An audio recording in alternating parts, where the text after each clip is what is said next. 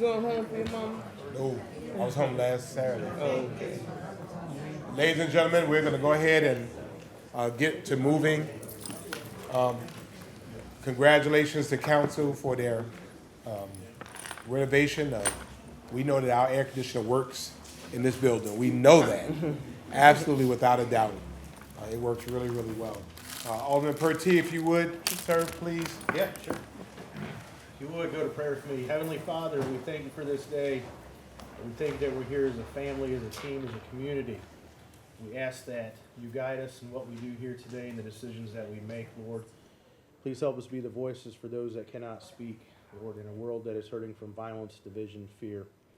Lord, we ask that you surround our community with love and hope and optimism, and keep our ears, our minds, and our hearts open as we make decisions in your name.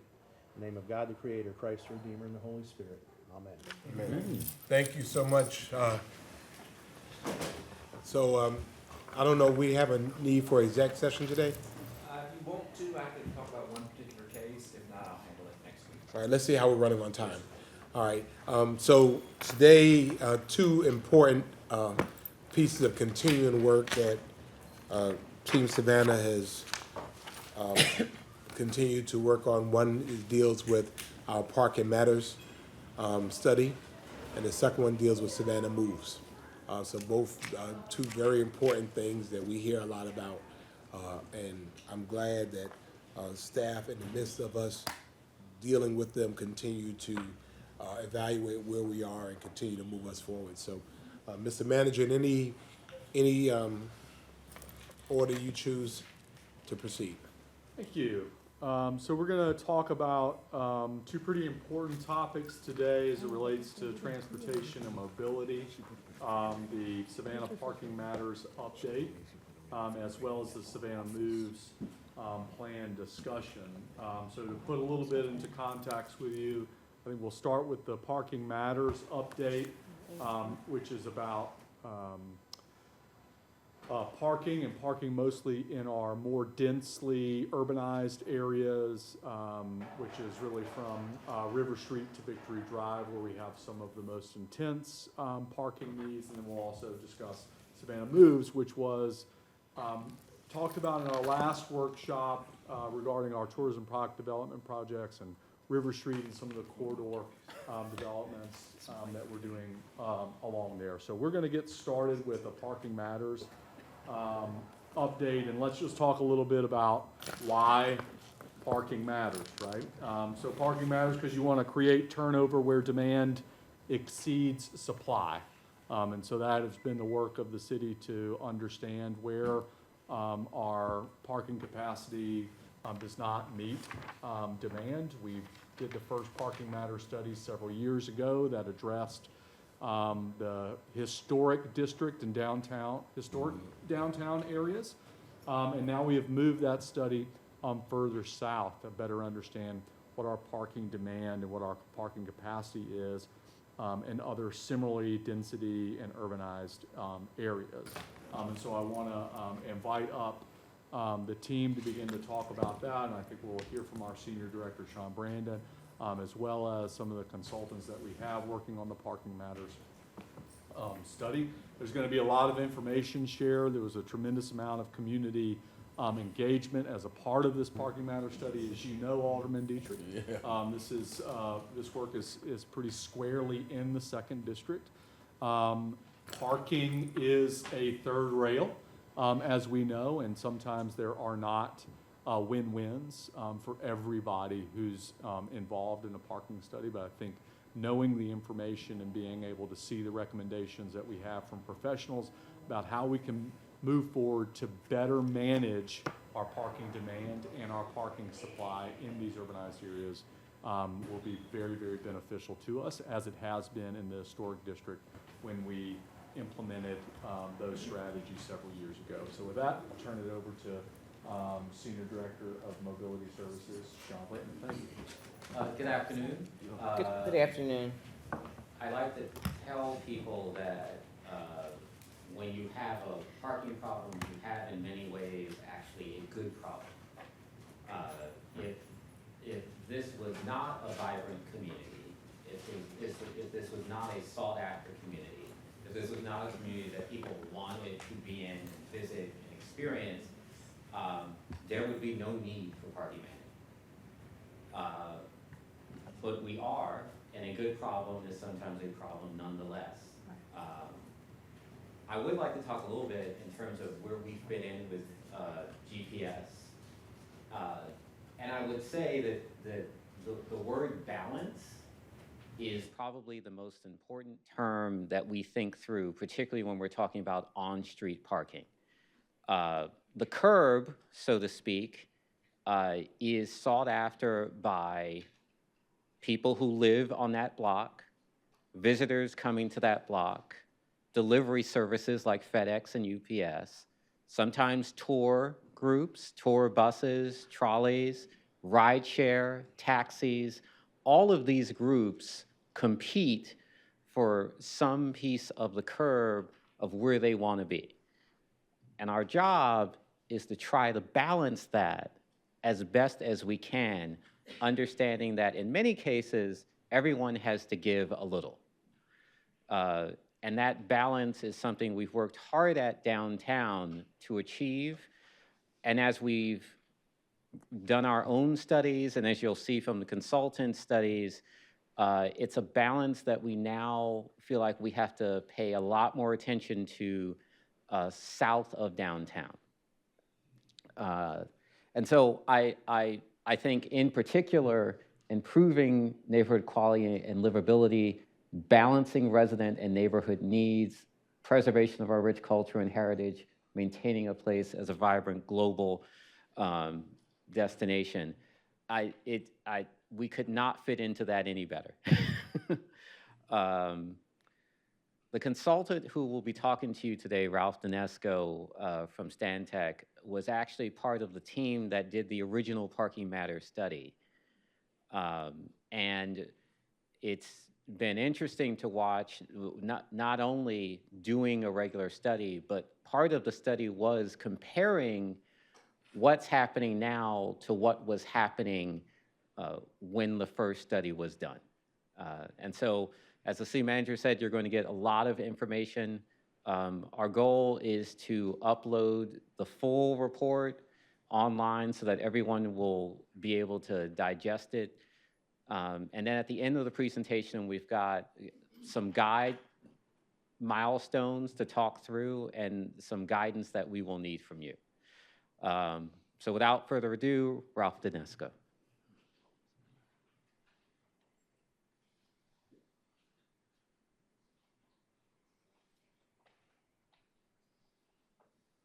Good afternoon, everybody. Just make sure that works. I'll start with introductions. I'll introduce myself in addition to Sean's introduction. My name is Ralph Donesco. I'm a senior principal at Stantec. We're a global architecture, engineering, planning firm. As Sean said, 10 years ago, was it that long ago, when I was the project manager for the original Parking Matters study, learned much about Savannah and really came to know and love it. And I'm happy to be here to continue that work and move many of the conclusions and the recommendations and the strategies that have been successfully adopted, and think about how they may apply to the circumstances in the rest of the neighborhood. I come from Boston, so don't hold that against me. All right. Just in terms of objectives, when we started the study, what we were really asked to do, many of these objectives are things that were adopted as part of the original Parking Matters study, but we're really applying them to a new geography here. And Sean and his department, I think, have been very good in the continued management and adaptation of all the things that are changing on a constant basis here in Savannah. As growth is going on, they've made changes, but I think in the area that we're talking about here, the changes have happened so substantially that it was worth taking a bigger look and a more global look instead of a block by block or neighborhood by neighborhood look at what was happening and try to put them within a certain context. And thinking about how we prioritize the use of the curb, continuing those practices of parking management, and as Sean said, that word balance about vehicular parking demand with all the other things that are actually part and parcel of how a city works and operate. So those are the objectives. And the great thing about a study like this is it allows you to look more globally and come back and meet those questions with real data and observations and analysis. So this is our study area, from Liberty all the way down to 45th, and then from Broad to MLK on the east to west. And you see we've got all the streets labeled here, and I'll try my best to explain many of these maps as briefly as possible. This is an existing conditions map, so it just shows, in this case, the on-street regulations with the colors applying to what, how any of those given curbs are regulated. And you see that light blue, the majority of the study area is free and unregulated. There are very few regulations in this entire study area, and we highlighted a few of them where there are existing regulations, and most of these are kind of up in the north or down by the library. And then you see we just have some summaries there of the on-street by regulation, and 80+% are unregulated, about 11% are metered, and again, most of those are up in the northern part of the study area. And then we also did off-street parking analysis, so any of the garages that the city owns, but also any private facilities, whether they're open to the public or not. You might see some of that information come as we go through the presentation. But then in order to discuss it and to understand what was happening at a more detailed level, we kind of chunked up this larger study area into 4 districts, which you see on the map here. So Liberty to Gaston, then down to Anderson, between Anderson and 37th, and then the kind of Starland district down to the south. And there's overlap in terms of the areas of influence, but I think we spent some time through the study making sure we got these boundaries right so you can discuss sort of a commonality of issues between these places. And then there's obviously much more data in the final report and in our online presentations and all that, so we're really summarizing it here. But one thing we did was go back and, the inventory counts the spaces and the utilization counts how the spaces are being used. So how full are they at any particular time? And we did this for, the blocks that you see here.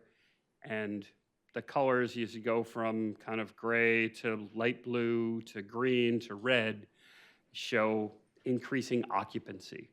And we did this at several times we did this on a weekday morning, an afternoon, and an evening, and then a Saturday morning and a Saturday afternoon. See how busy they are. And we're really fortunate that much of this area overlaps with the area from the original Parking Matters study. So we were able to compare how much busier this parking is today compared to what it was in 2015. And I think what you see there is in almost every district, in almost every time frame, there are more cars parked on the street than there were 10 years ago, which validates, I think, many of the concerns that were raised and probably led to the initiation of the study, which is it's getting busier. You got to do something about it. And I think that's what we're seeing. And you can look at it on a block-by-block basis, and we did, and that informs a lot of our recommendations. But in terms of just how you're seeing those areas, especially the Starland district seems to have the biggest change and increase in parking utilization. Just a quick summary of the existing conditions findings. Again, the vast majority of the on-street spaces are unregulated, and one of the challenges of that is it offers no protection for residents. All right, anybody can park there at any time for essentially as long as they want. So many of the residents are getting continually squeezed out of their parking, and that's something that came up again and again and again. And that's exacerbated in the busier areas, that's exacerbated around the commercial districts, and it's exacerbated in the places where you've seen development happen. And there's been really substantive development happening in many of these areas. And then just to go over to the right side there, in some of those key areas, the occupancy consistently exceeds the capacity. Not everywhere. Right? If you looked at it from a macro level, you can always find a spot. You just might have to go 5, 6, 7, 8 blocks away, and that is not something that many people are willing to do. And you've also seen the market itself just responding to this. There are more and more parking facilities, private parking facilities, that are just charging people to park. And they're getting pretty good money doing it, and they're pretty full, especially if you go there on a Friday night or Saturday afternoon. So the market itself is responding to the fact that people are willing to pay a pretty significant amount to park, even though there's on-street parking that is currently free and unregulated right now. We also went through a fairly extensive public process, and unfortunately, Denise Grabowski from Symbiosity has been an integral part of our team. She could not be here tonight, so I'm gonna do my best to speak for her and hope Sean helps me with that. But as part of this overall process, which lasted a little over a year, just a summary of engagement, we did initial stakeholder meetings. I've got a slide, I think, that talks about who we met with. Then we did follow-up meetings around the recommendations. There was an open house held in September of last year, and then that was augmented with an online survey where we got over 2,300 responses, which is a really high number, and we do a ton of parking studies. It's a great level of responsiveness. These are the folks we met with. I'm not going to read all the things that they said specifically. I'm not advancing that. How is that going? But I'll leave this up there for a second. But we met with many of the neighborhood associations, some of the business groups, met with SCAD, and you see some of the things that they were concerned about. But I think primarily, especially the residents, it's wanting some form of protection for parking. This is the open house that we held back in September at the Civic Center. We had all our recommendations on boards. We had the chance for people to come up and talk to us and ask really specific questions, and we could explain things to them. And I'll just say this now, one of the things that was a result of that was looking at the data. We had recommended a certain area for, I should speed up. No, it just moved without. I know. I can force it back. One of the things that came up at the open house in some of these areas where we looked at the data and recommended a certain area for meters, spoiler alert, we're going to talk about that. Folks wanted that to be larger, right? So they actually wanted those areas to expand a little bit, and that was something that I think we adapted through the course of the study. Community survey as well, that's, almost half the responses were from people who identified as residents. You could also identify as other things. And just some takeaways from the overall outreach. The cost of parking was something folks really considered, even though they have free parking today, but what you're seeing again is that people are willing to pay for parking for a certain amount of convenience, and really strong recommendations for expansion of the residential permit program. Also, similar to what you have downtown, removal of time limits, expanded payment options.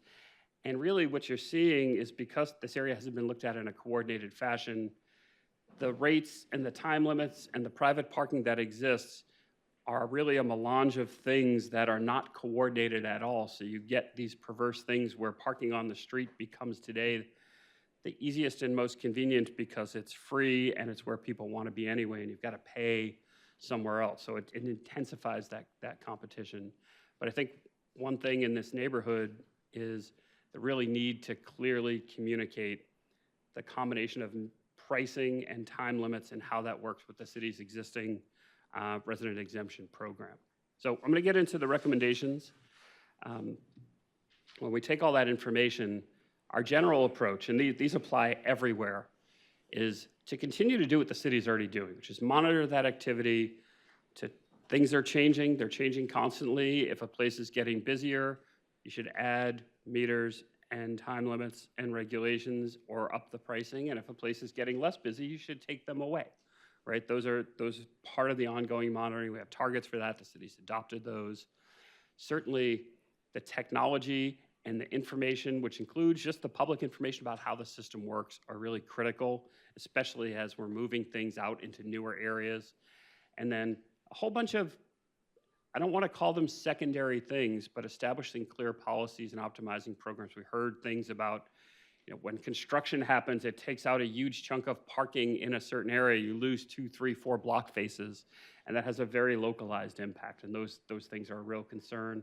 About development projects, about wanting to get ahead of them. So when a development project comes before the city, and it's going to have a certain parking impact, you can preemptively think about how you're going to regulate the street when that's done, knowing those things are going to happen. And then there's a few other things, including coordination with the sort of things that Savannah Moves is going to talk about in a little bit.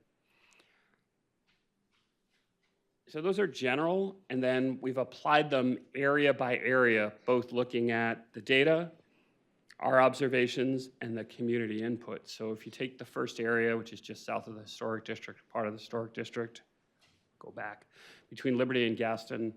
So this area is already primarily metered. The meters are less expensive than they are just a couple of blocks away.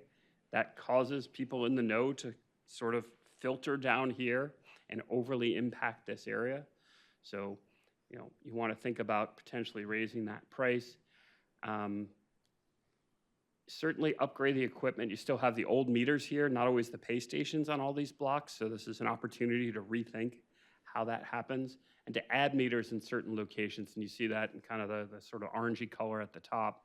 So, you know, down on the west side by MLK and in the area around St. Vincent's where there aren't as many regulations, these are areas where in order to protect the residents and provide that availability, you know, we're suggesting that you make them more in line with the rest of the area. And then simplifying the regulations. In many places in this part of the city, you know, block by block, or even within a certain block, the regulations can vary significantly. So just cleaning that up and being consistent. So this side of the street is one thing and the other side of the street is also the same thing. So you don't create these little perverse incentives there. And then when you go down sort of south of Forsyth Park, between Gaston and Anderson, and what you see here is a much larger area that's being recommended to add meters. You see the kind of purple just to the southwest of Forsyth Parks where that new development is happening. That's already having some spillover effects.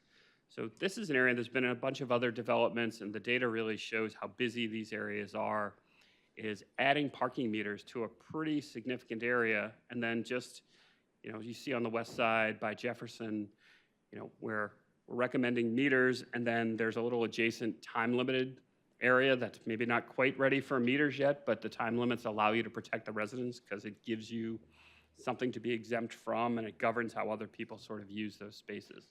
So that's the recommendation here, including considering extending the period to evenings and Saturdays.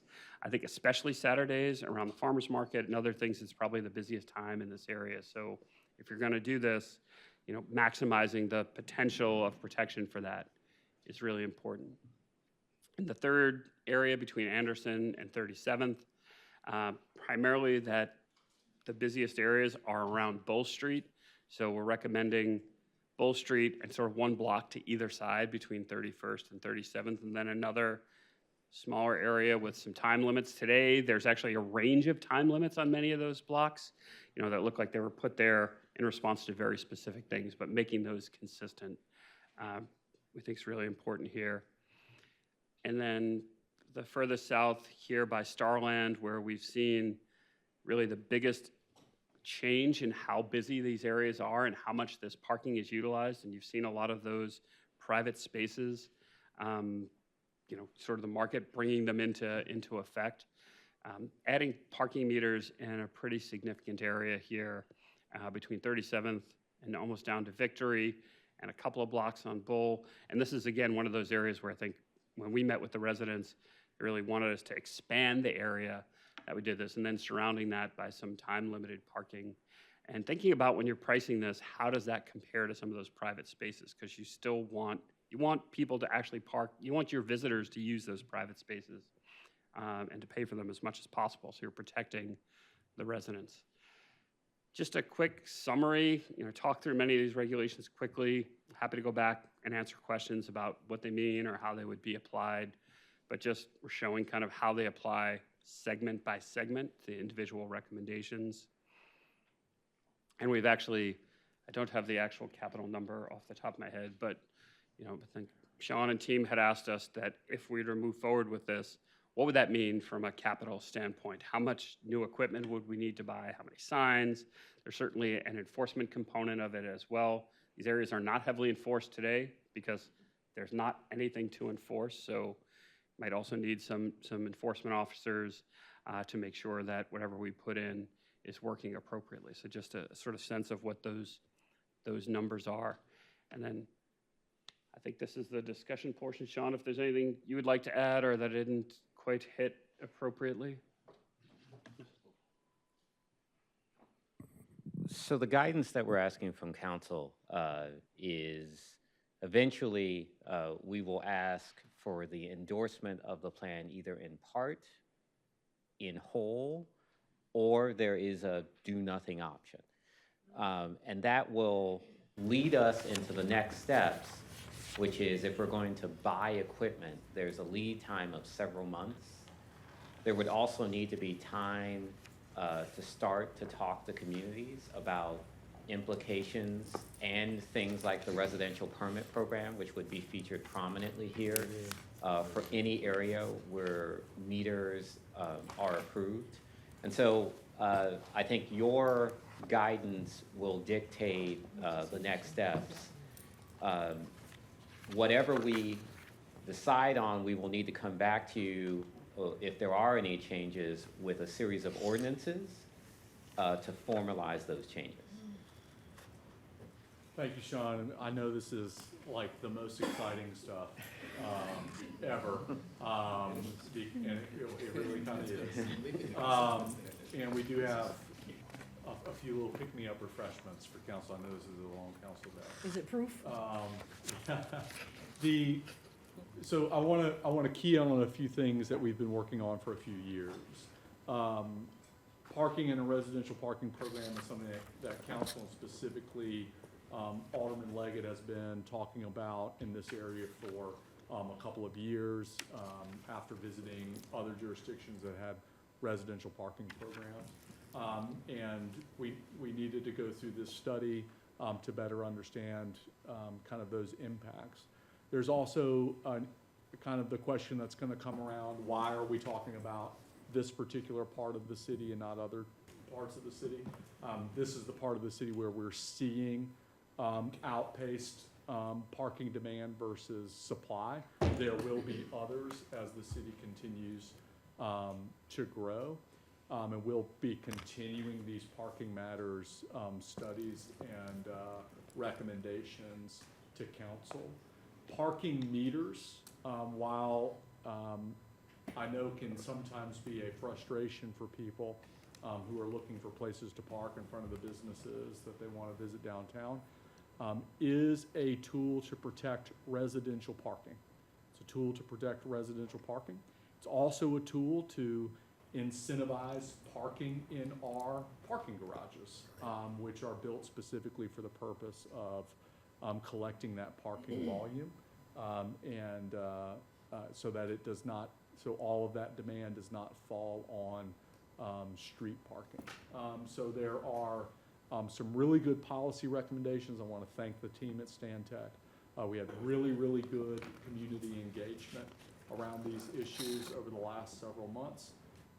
And I think the policy recommendations are sound, though they are trade-offs in some cases instead of win-wins. I know that many of you will be focusing in on the St. Vincent's area, as in the last Parking Matters study. It was an area where we made a few different policy decisions to continue to work with St. Vincent's High School downtown to be able to continue to park their students. We've heard from several residents that they really enjoy having those students park downtown, and so I think we'll be continuing to work with St. Vincent's to make sure that they've got the parking that they need, albeit perhaps in a different way and a different solution that we're working closely with their board and their leadership on addressing. I'm just pointing that out because I know that will be a specific topic that comes up this time, as it did the last time we did a Parking Matters study. So that's kind of the points that I wanted to emphasize after the presentation. Happy to go into the questions or discussion of council. Let me start. Thank you for the presentation. I had to step outside to thaw out a little bit. I had icicles growing on my ears, but Sean, I think you remember this because this is probably 2 or 3 councils ago, particularly with the Parking Matters study as it related to north of, that there was some issue about, and I think council at the time adopted half of what the recommendation was, which I'm not sure that really that what ended up happening was what we predicted to happen. People just figured it out and never really fixed it. I guess whatever my concern is that whatever ultimately council does, there is the ecosystem. And so if we adopt half, that we kind of inadvertently create issues on the other end of the spectrum. So I kind of wanted to just throw that out to council. I forgot where it was. I don't know if it wasn't gas north of Oglethorpe. The boundary was Liberty. No, thank you. And the recommendation was both, and we did half, and it created issues on the other end because people just wised up and figured it out. And so I just want to make sure that we don't make that same error again. I do want to mention that in that area specifically, I don't want to single out St. Vincent's. Right. There are really three groups that are causing the pressures there for residents. Students are certainly one of those groups, but workers who figured out, oh, I can just go south of Liberty by a block and run into free unregulated parking would be the second group. And the third group who have joined in this relatively recently are short-term vacation rental guests. Now they tend to pay at the meter where a meter exists, but if they have the availability of free parking, they are certainly going to take it. Which creates a whole nother issue for us. And even some of those short-term folks are saying, parking, go here, and that's where you can park, and those cars stay. I mean, to city manager's point, meters help people move. We don't like meters though, but meters make you move. Otherwise, you have folks who'll come and they'll park there and they'll be there literally all weekend long and won't come back to their cars because you can get around other ways.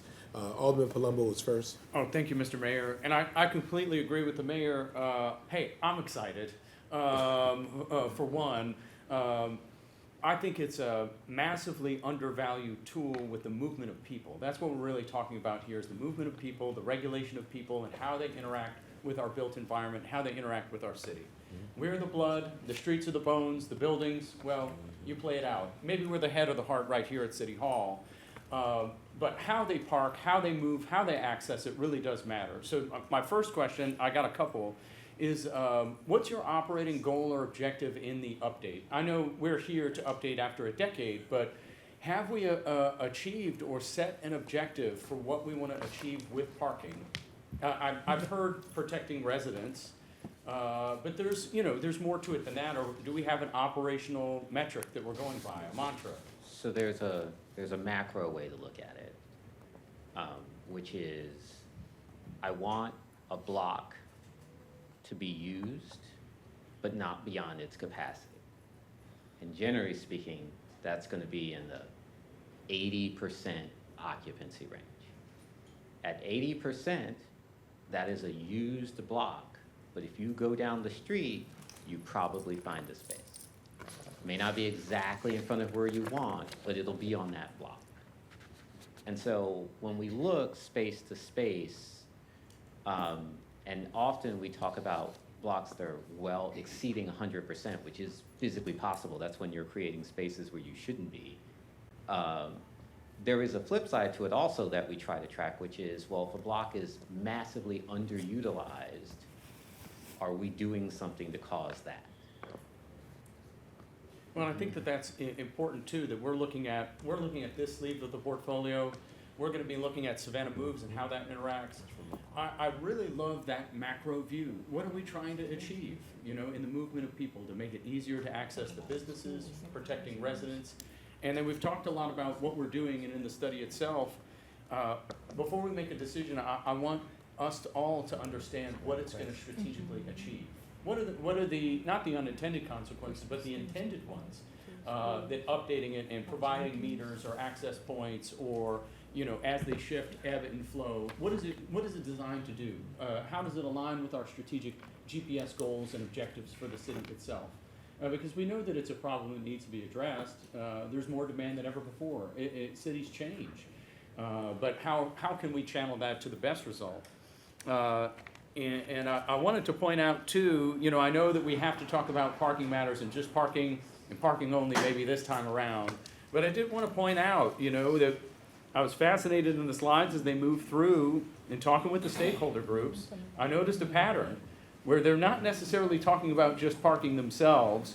They highlighted one key thing: the Victorian Neighborhood Association, major changes to Drayton and Whitaker. Thomas Square, changes to Drayton and Whitaker. Forsyth Park Community Alliance, Whitaker and Drayton.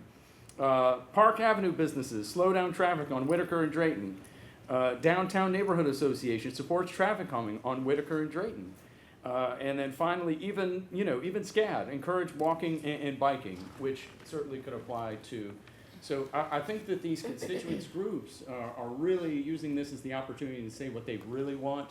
And I want that to come back in some other capacity so that we can really address that to meet them where they are. You're absolutely right. Those I picked up on those as well, and have heard that in my 4 years here. The macro goal for us, as these neighborhoods specifically have changed over the decades from places that you drove through, or at least that's how the city catered to that. They built 2 highways on Whitaker and Drayton to get from Victory Drive to downtown. We now have, these are, and have always been dense urban areas where people want walkability, livability, bikeability. We see the difference in the way that downtown operates as a result of some of the parking and mobility infrastructure that we have here. That should be the same way that people are moved around in these districts as well, because the character and the DNA is very much the same. So I think we're talking specifically about parking here, but you're absolutely right. This is a part of the toolbox in increasing mobility options for people and creating more walkable, livable environments in all of our neighborhoods. Well, and I'll close it with this, that, clearly they're looking for that macro approach, and kind of the systems approach, which I know is bigger and more nebulous and complicated, but they're searching for solutions. This is one element in it. And I look forward to the Savannah Moves workshop. It's going to be in there too. But I know that it's not our primary focus in our wheelhouse, but we do have the chairman of Chatham Area Transit here too, and I know that that's a big element. And giving folks that option, that reliable option to get where they need to be as neighborhoods grow and shift and change and breathe. So thank you. Very quickly, I will just note, one of the things that we talk about is that in many cases, we're not going to be able to build our way out of this problem. I can't buy up 2 blocks, nor would I want to, of where people live and work just to drop a parking garage. We're going to have to use other means. And so we've reinvested in things like DOT.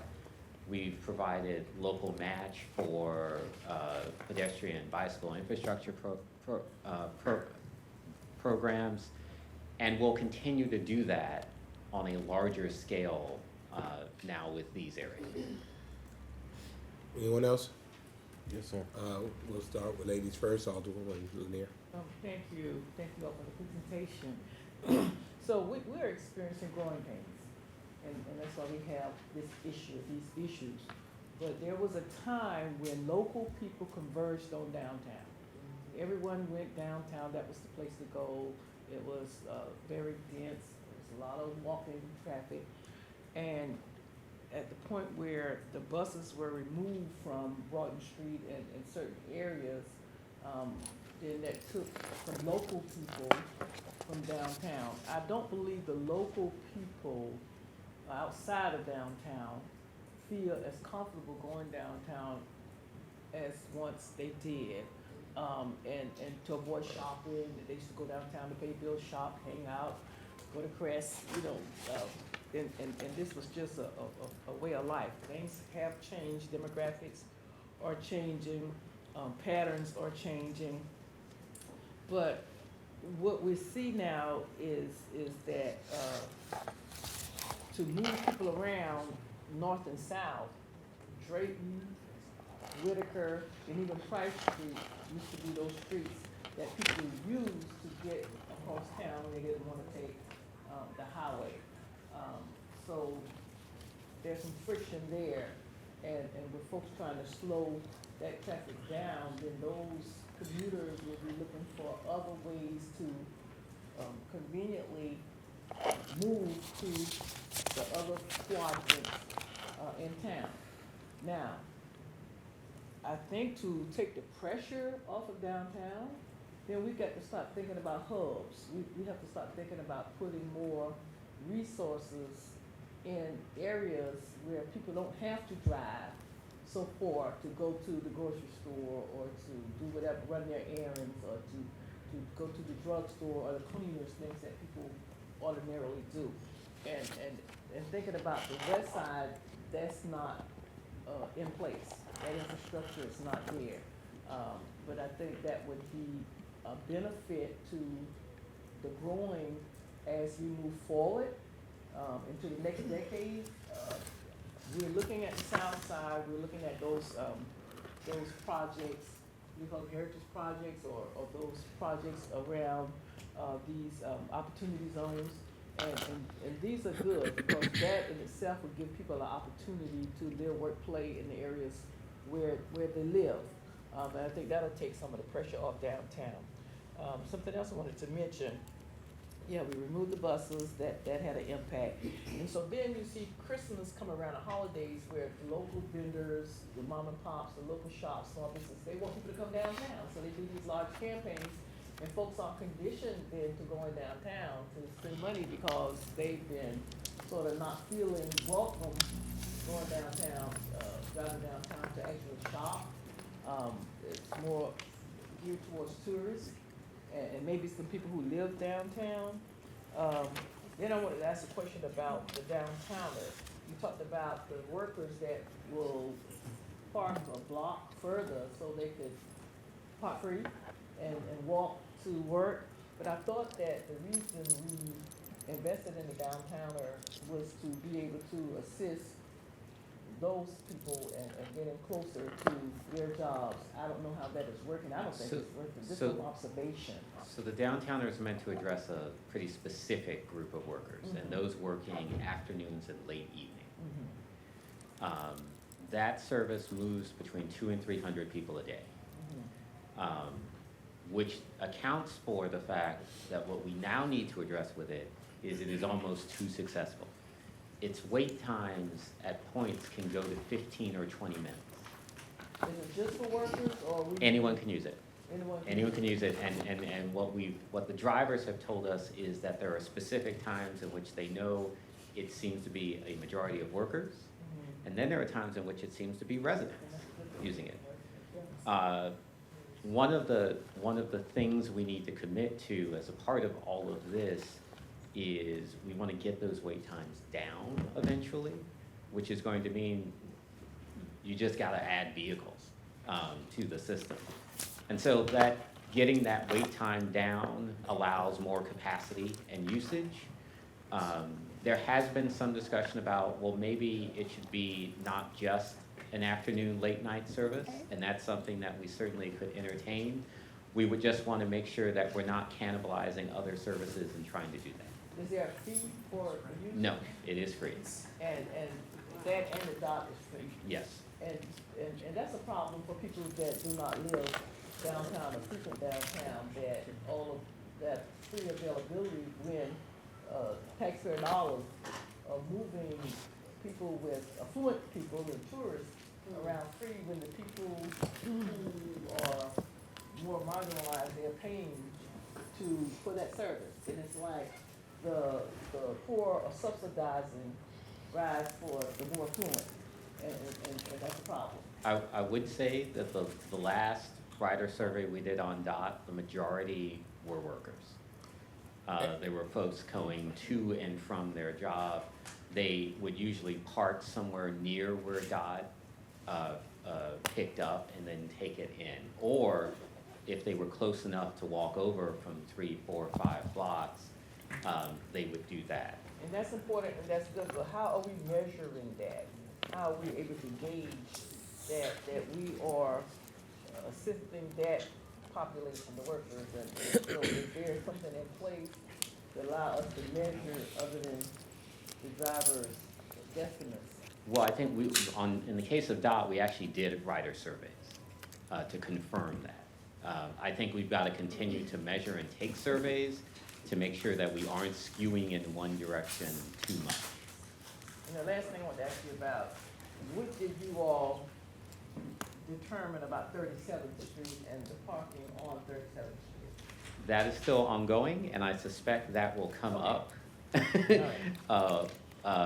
in the next presentation. Thank you. I do want to congratulate this council. As a matter of fact, we wanted to make sure that we were not just shuttling around tourists, since we extended our services into neighborhoods, in which I know personally seniors who consider that a lifeline is free of charge, because council subsidize that travel.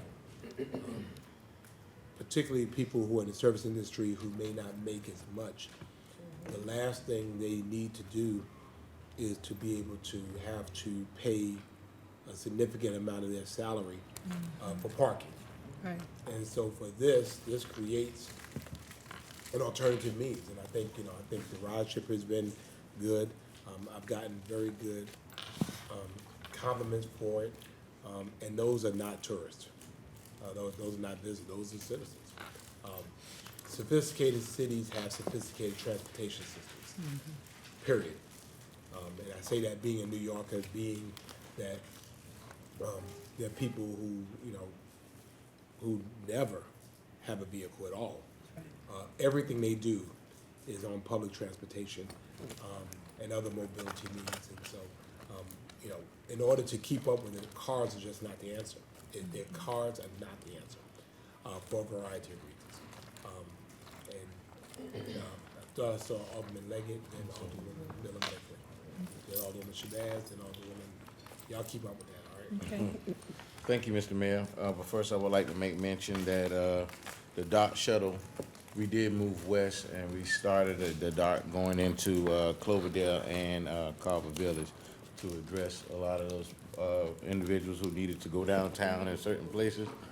We wanted to make sure that was out there. But Harris Street, we've always had an issue with Harris Street, and to try to address the issues on Harris Street, because there's a large number of Airbnbs and short-term vacation rentals over there. And a lot of those individuals that live over there are seniors. But the issue that they've had is if someone moves into a Airbnb on Thursday, they might bring 14 cars. And those 14 cars become an issue and a hazard when someone go to work on Thursday, and by the time they come back home, there's no place to park 2 or 3 blocks in a radius. You can't park anywhere.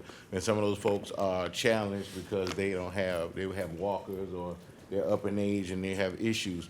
But we want to continue to find out if it's a way, because when we go to these conferences, and I've seen in DC and J, if I spoke about it, the residents have placards on their cars that allow them to park in some of the spaces that may have meters.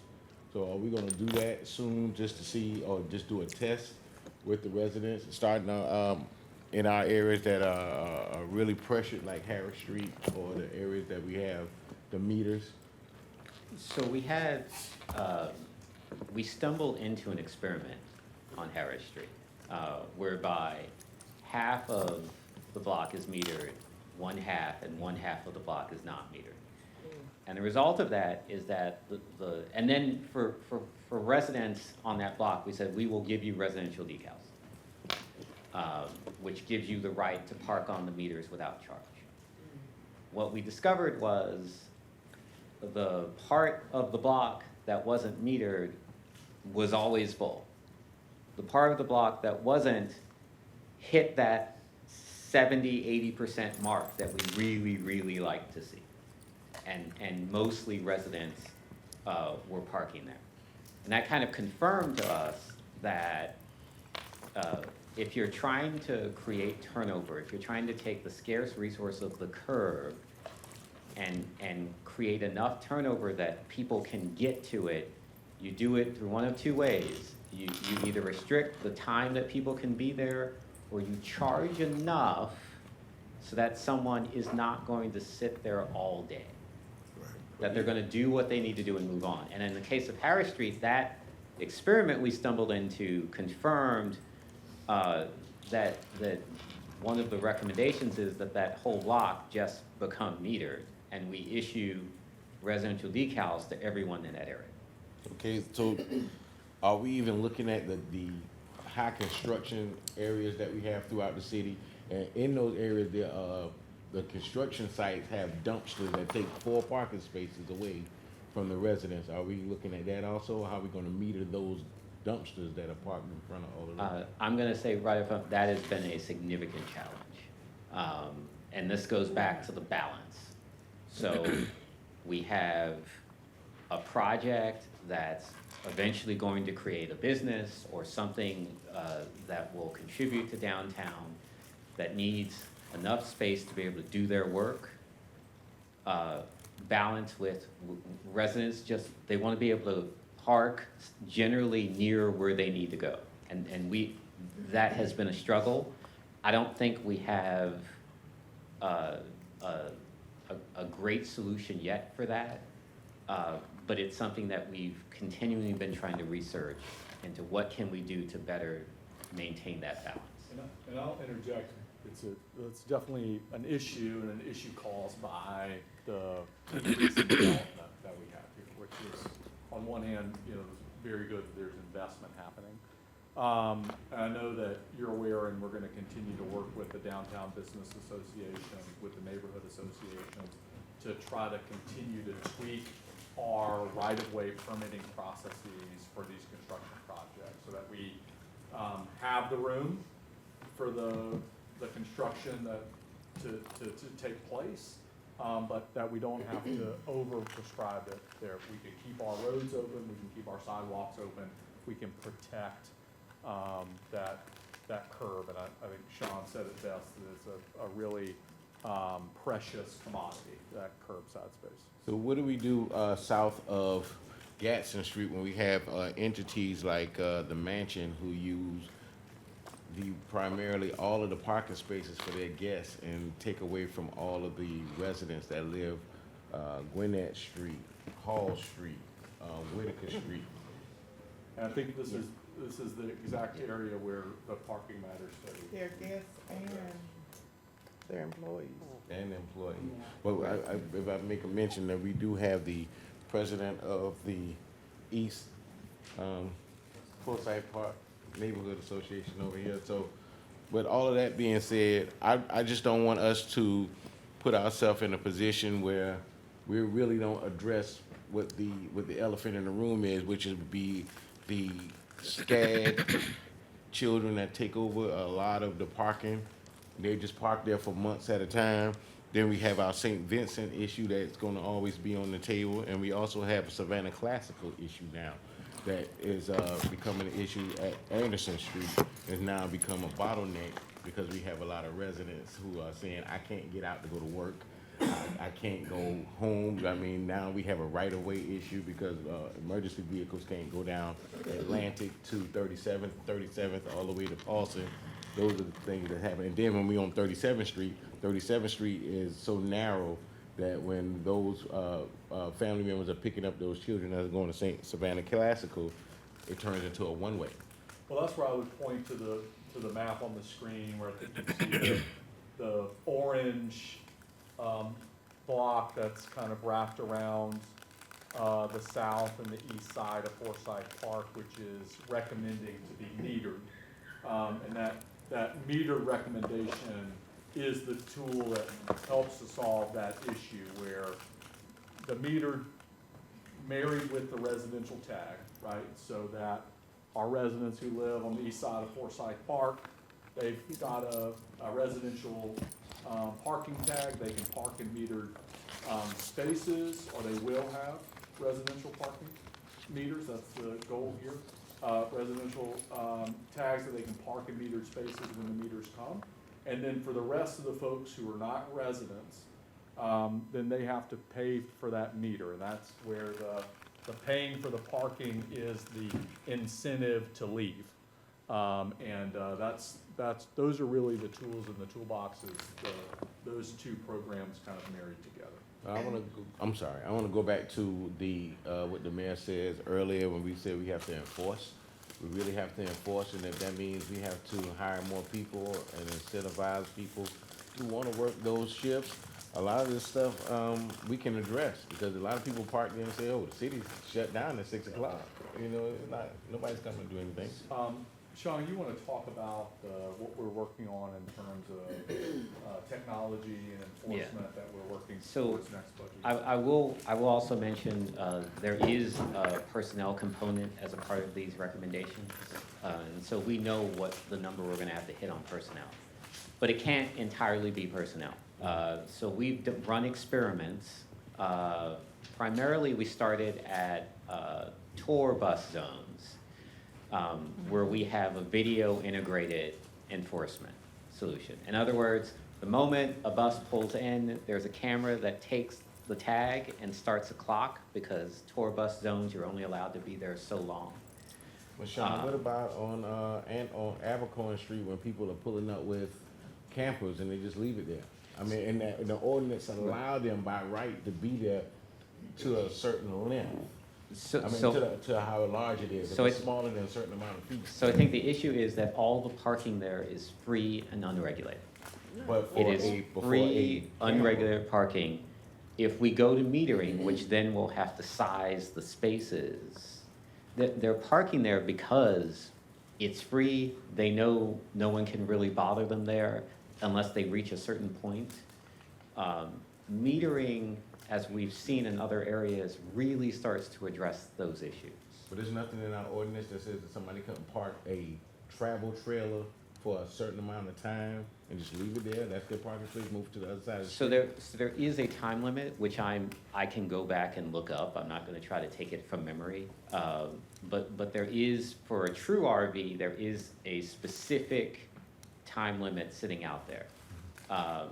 Now, where it gets tricky is when you have these smaller RVs that can actually just go anywhere. They're essentially the size of a van, or maybe slightly bigger. And the rules at that point essentially say you can't live in the vehicle while you're parked on the street. And I'm glad you And- said that, because that's what we've been dealing with over in that area. People have been living in them, but they've been using it and said, this is my parking space.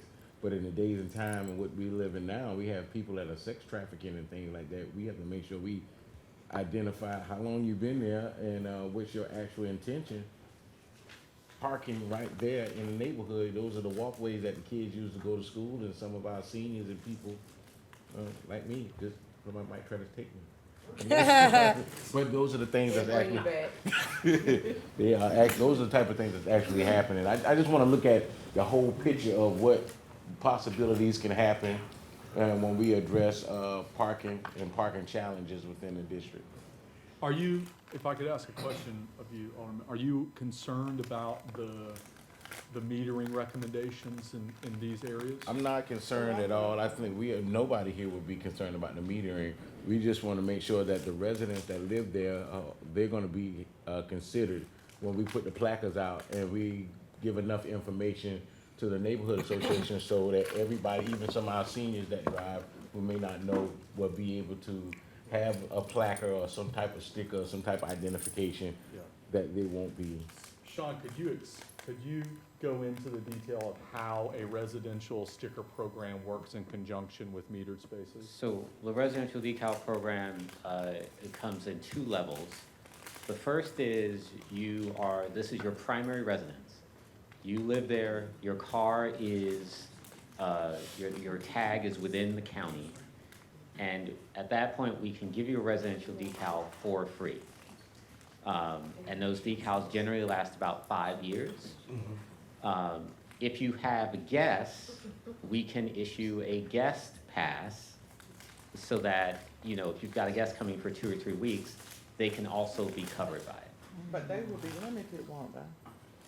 I don't think there's a limit. I think there's a limit on the number, but there's not a limit on the length that they can be there.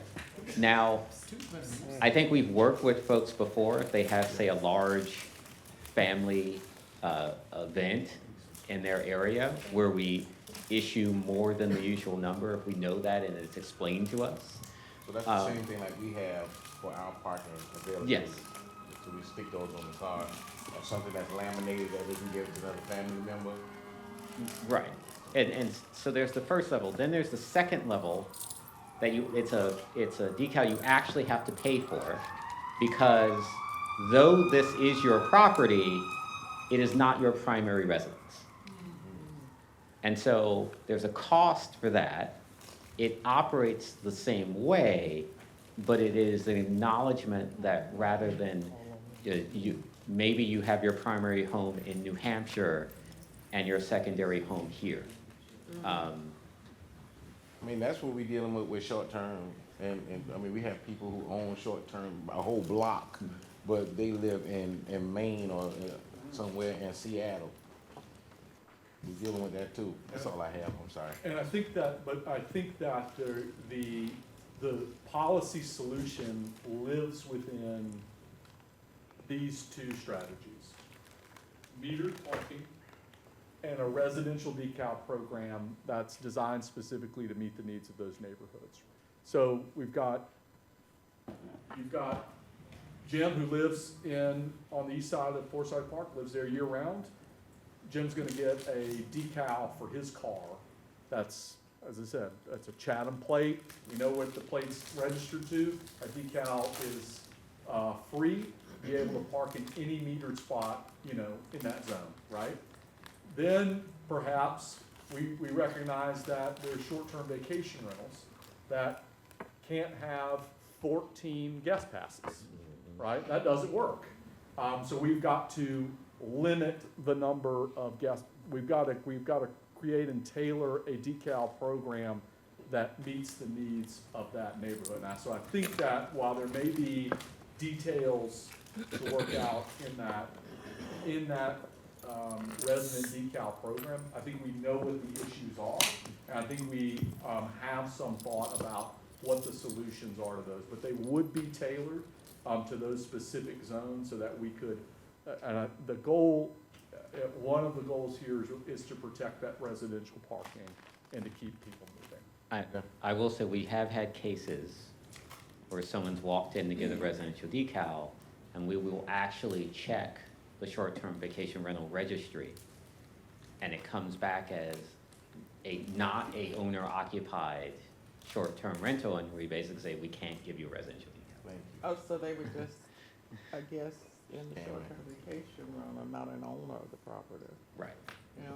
So one thing you didn't mention, which only exacerbates the problem, is what happens to those residents who live surrounding Forsyth Park, not only when there are activities or special events in Forsyth, but on the beautiful weekend when we want people from all over the city to come to the park, but they have to park somewhere, so they spill over into the neighborhood, and that's the problem. So I welcome the program. So one of the reasons that we recommended this is also in conjunction with the garage that's going to be there. If we have a bank of parking in a garage, we ideally want to move people to that garage and not try to park en masse in one specific area. But if all of the parking around said garage is free and unregulated, then there is no incentive to park there. All right, we have to work, it's gonna be a minute, so, I was next. go ahead. Thank you, Sean. Thank you for your presentation. I can remember growing up here in Savannah, we had a transit system that was so awesome. A lot of people didn't own a lot of cars back then, and our transit system, which was Chatham Area Transit, got people from point A to point B. I look around our city now, and I see more SCAD buses than I do Chatham Area Transit buses. So my question is, what's happening with our transit system? I mean, we as a city, we paying into this organization, this entity, and we look at the news and we see that there are issues with our transit system. I think that if our system, our transit system, was up to par like it should be, we wouldn't have a lot of these parking issues because people would want to ride the bus. It's fun to ride the bus. I've rode it many times. So what are we gonna do to address that issue, which will eventually alleviate some of the problems with parking? Let me go ahead and answer that because, A, it's out of our purview. Secondly, Chatham Area Transit is rebuilding after some challenges, and I think those questions are best addressed by them. That this is just not the purview for us to talk The about. reason I ask is because I understand. we're paying into We all that pay. system. We all pay into it. I mean, yes. everybody, and we need to be asking those questions. But I'll also tell you, people are different now. I mean, I work with a lot of young people, and where I expected to ride public transportation, these kids expect to be driven to where they are. They're just not feeling A that. lot of them wanna I mean, ride too. Well, I mean, it is. I mean, I Mine think. definitely wanna Well, I ride. think we just have to continue to support our system because it's a system that we have. But I don't. I think it'd be unfair for us to be asking our staff about questions about a system that's out of our jurisdiction or our control. Well, Mr. Mayor, if I may, it was basically. Sure, directed- but I don't want to live there. I don't want it to be a thing, but I Yeah. just have asked everybody, and Sure. also Alicia, that, we all can, if our young people have an issue with the bus, I just ask them to download the CAT app. If it's not an issue, if they having an issue with transportation, they can call myself, or they can call someone from Chatham Area Transit, and we'll address it in real time. You can give me a call, and I definitely have somebody from staff to address their issues, because we're trying to make sure our kids get to all the specialty programs that we have. But I do. For free, but I'm asking them to ask everyone, please, even to everybody on the council, if you have to help a visitor or somebody, one of our young people, download the CAT app. They've been tweaking it for the past 6 months, and now I think that we've got a handle on it. And I wish that we could have all that business from SCAD to utilize Chatham Area Transit to move our kids and our young people around. But I think that we're getting a handle on it I right now. didn't say that to step on anybody's toes. No. I'm saying. I said that because we're talking about parking. Mhm.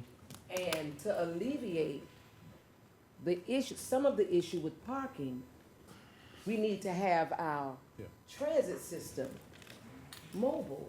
And you're- And what's been, go ahead. Well, I was saying, I think that's absolutely accurate. It goes back to something that Alderman Palumbo said earlier too. This is all part of an ecosystem, and you have to have strong transit as a component. And when you have strong transit and you have reliable transit options, then public transit becomes a really viable and a really efficient way to move. So from an administrative perspective, the support that we want to continue to give and to build for CAT to continue to grow and be the transit service that we need for the future. This is why we support fully funding the expansion of fare-free services for DOT. We continue to support 100% funding for fare-free services for the downtowner, and those other transit opportunities that are gonna try to create that system that you want to see, and I think it's the right thing to see. Now, one time to incentivize city employees, I don't know if we still do it, but at one point, any city employee that wanted to ride CAT could ride CAT just by showing their ID. And the purpose of that was to help to alleviate those parking challenges. Are we still doing that, Sean? We still do that. All right. We send a Yeah. flat amount every And so year. I would be interested, Mr. Manager, on some status report of that usage. I mean, I know we don't advertise it as well as we should. But again, I think the goal of this is, if we're investing in this, it'd be a good opportunity for people to take advantage of the service that's available to them. Yeah, absolutely. And we're gonna. Every now and then, I will jump on the bus. Sure, the bus is a great Yeah. option. Okay, All right. Mayor Johnson, I didn't know that, and I'm saying this so Mm-hmm. that the public could hear, that if employees City employees. city employees show their badges, they can ride the bus for free. Yes.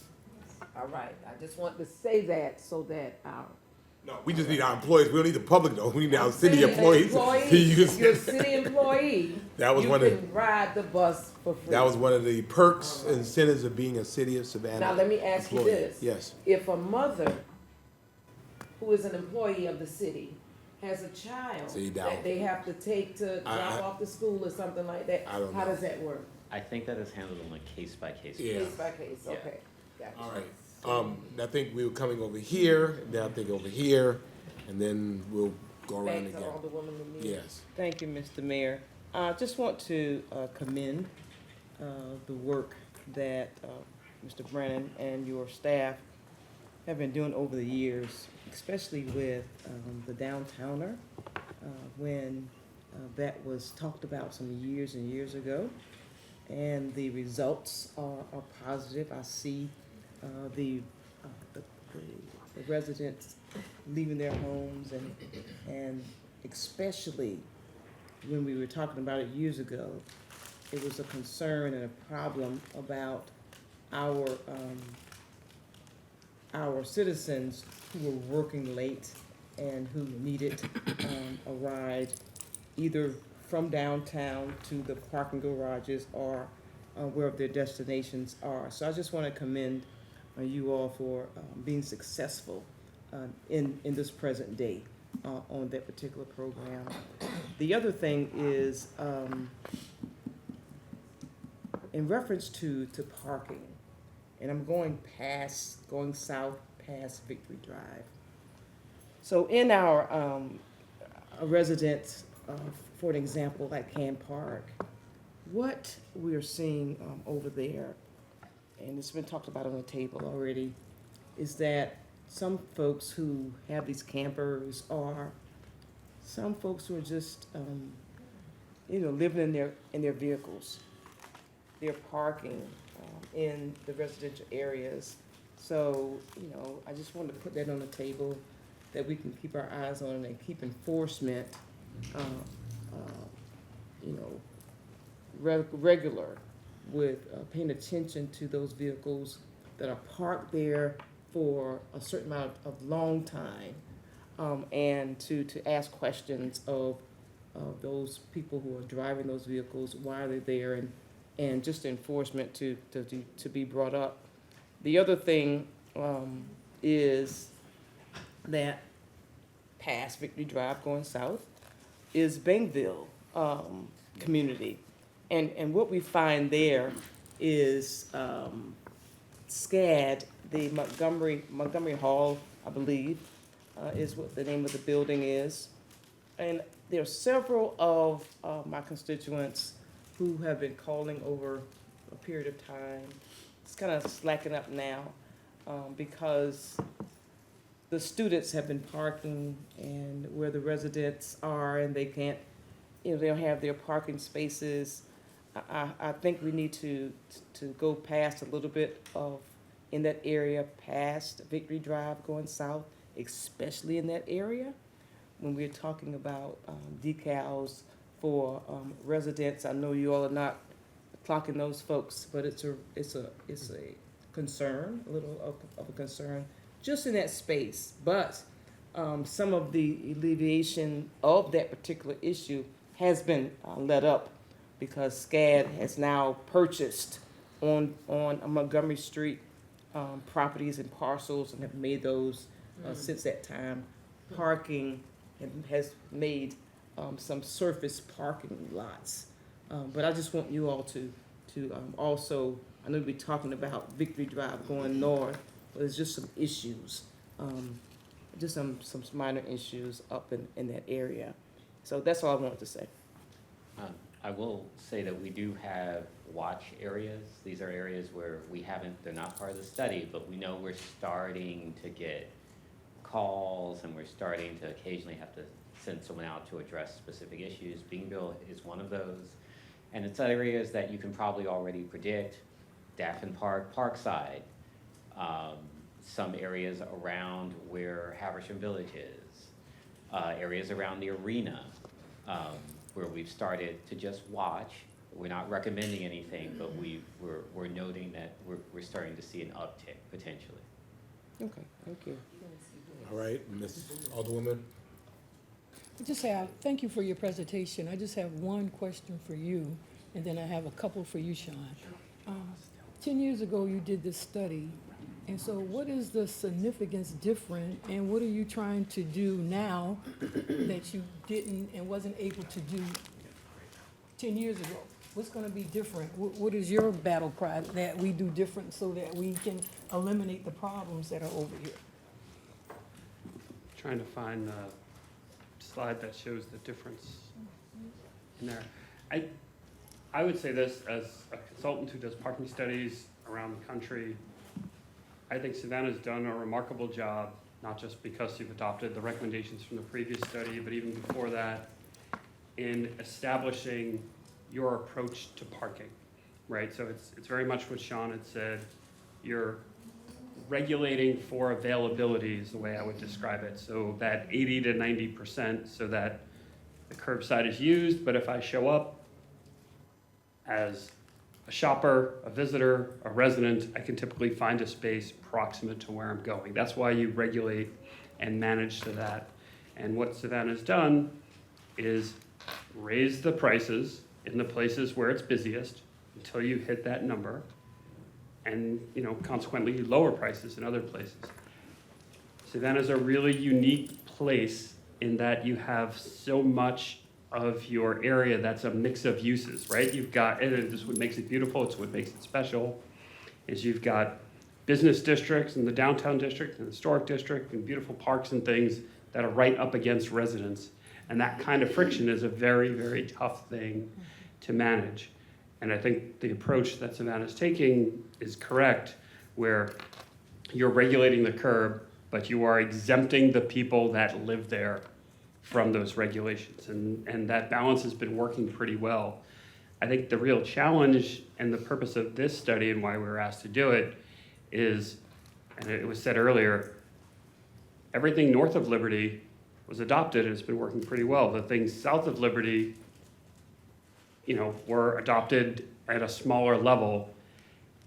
So it's time to revisit that and then to look at the rest of the area all the way down to Victory and 45th and see, you're feeling those pressures on a block by block basis. We've heard a lot about that here today.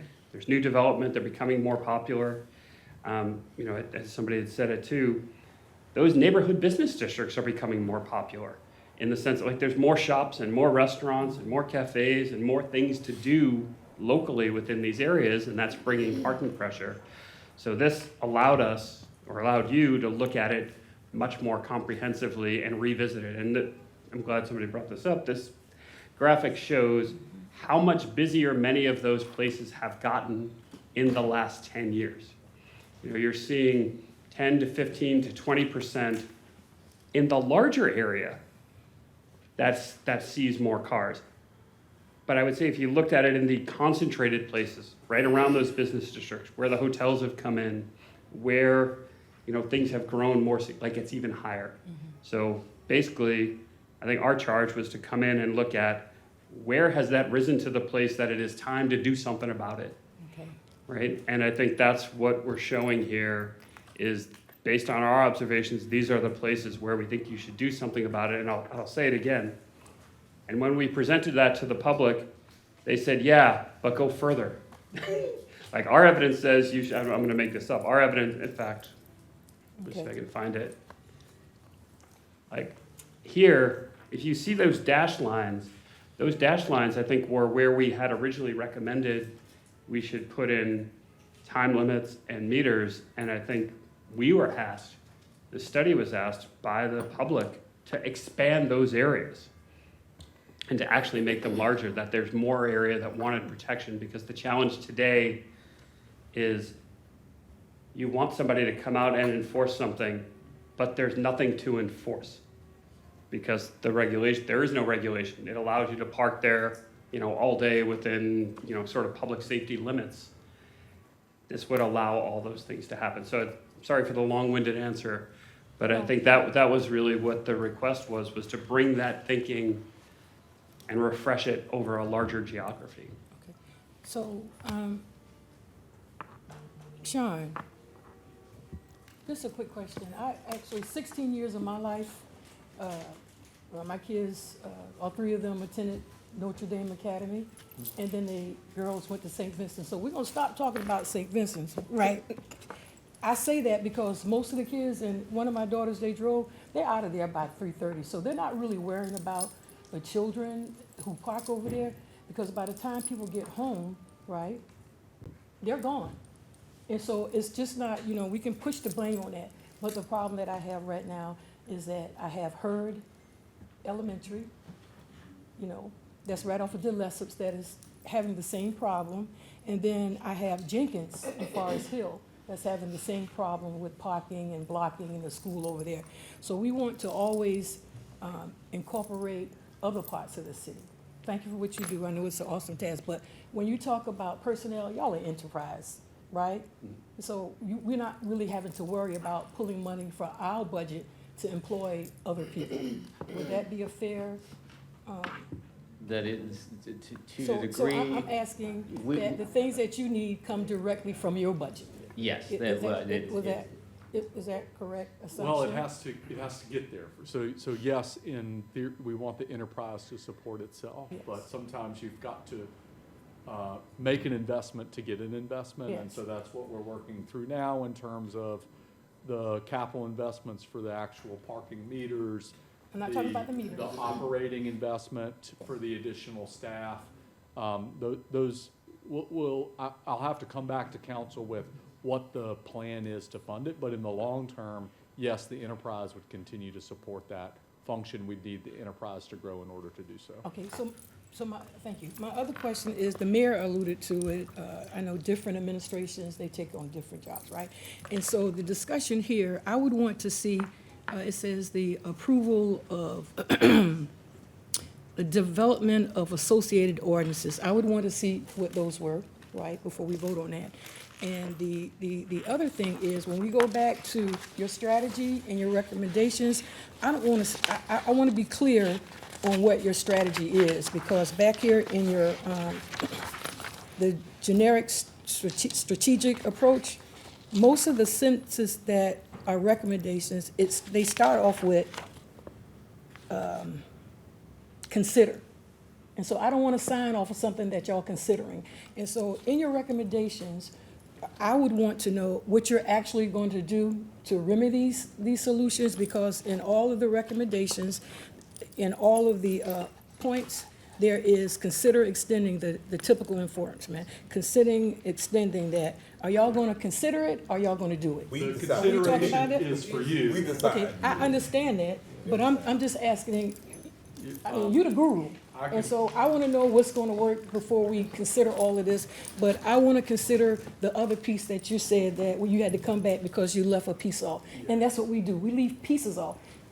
The cogs in this wheel, that we need to make sure all the cogs are fitting. And if we keep losing and not incorporating those pieces, then 10 years or 15 years, we'll have to come to start off. The residents everywhere in every district, they need to understand, and they're watching. The public is watching. And so we're focusing on downtown, but again, we mentioned that earlier, we want to make sure that we incorporate these other pieces that have directly negative impacts on other people. Thank you for your job, and thank you for yours too. Just wanted to add that, sir. All of the recommendations are recommendations that we want to See? move forward with. Okay. And so when we're saying the word consider, we're asking council to consider allowing us, through the adoption of this plan and through the adoption of the associated ordinances, to be able to execute on those recommendations. So for the question about the associated ordinances, the majority of those are defining in our ordinance where the metered parking is and what those time limits and associated parking fees would be, similar to the ordinance amendment that council passed 2 weeks ago, which set forth more no parking limits, so those are the associated ordinances for the most part that we would share with council. The question that we really would like council to give us direction on today is whether or not they want us whether or not you want us to move forward with all of these recommendations and bring forward those associated ordinances, bring forward those associated budget implications so that we can implement the full set of recommendations or some portion of them. Okay, so I'm glad you said that, right? Because I can tell you, by the time we get home, each and every one of us is going to have a question about, did those associated ordinances encompass the other districts? And that is my point, sir. So for this specific I know we're talking about this plan, specific plan. this specific plan is focused on this specific plan area. We can go back to the map, but generally it is Victory Drive, north to Liberty, That is not my takeaway, sir. from I'll Martin stop you Luther right there, King please, to please, East Broad. please. Yeah. I can see what this is saying for this particular area. Yes, ma'am. I'm just saying, moving forward, what does the city ordinance, and what will the city ordinance say about my particular district when I'm talking about her? Because everybody at this table is going to want the same thing. That is what I'm saying. Yeah. I know that for this particular work study, it's about this. I was just interjecting that, sir.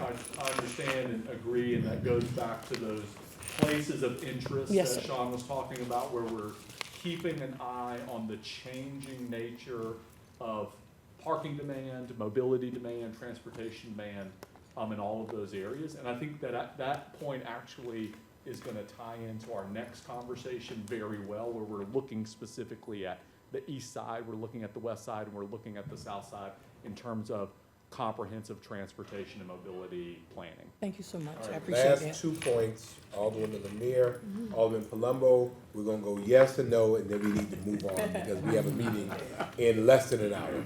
So, question about Forsyth Park, will the few covered spaces on the park be needed? Are you referring to the ones in the parking lot? Over there by the restaurant. Those would potentially be metered, but not the ones in the parking lot at this point. Yeah, that's the one I was asking about, the ones in the parking lot.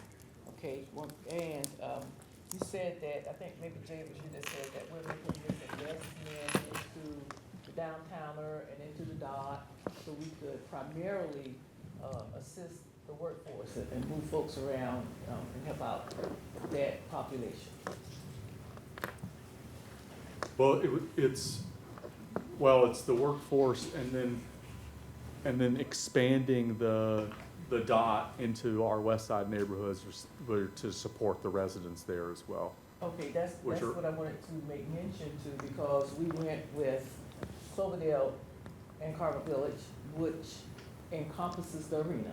Because of course, I know that was a big part of the consideration with the people there, back and forth, but there is quite a few residents in West Savannah, the Bayview, West Side area, that walk downtown early in the morning, probably have to leave work at a certain time, all times of day. So they're maybe 1.5 miles to 2 miles away from downtown. So how do we bring that into the conversation and let them ride free? I mean, help these people who are walking past the people they're going to serve and trying to get to their jobs. And these people are on the bus riding free. And so that's something that we need to consider as we try to solve some of these issues. I think when we talked about it initially, Alderman Lanier, we agreed to pilot, see how it went, and that we would reserve the ability to expand. And again, I have not heard any data that it wasn't. I'm sure we probably need some more specific data, but I think the council should look at creating opportunities for individuals, within a radius to be able to enjoy that possibilities. I think it's still on the table. I just Talk about that radius. Yes, And absolutely. that's a good point, because I've gotten some feedback, lots of feedback from the people in those areas, and they feel like that ridership is low. We don't wanna take it away, but we wanna make sure that where the need is maybe a little bit more urgent, that we're able to do something about that. So I just wanted to mention that now. No, answers or solutions, but so we could make that a part of the conversation as we expand this pilot. Okay. Thank you. All right, last one.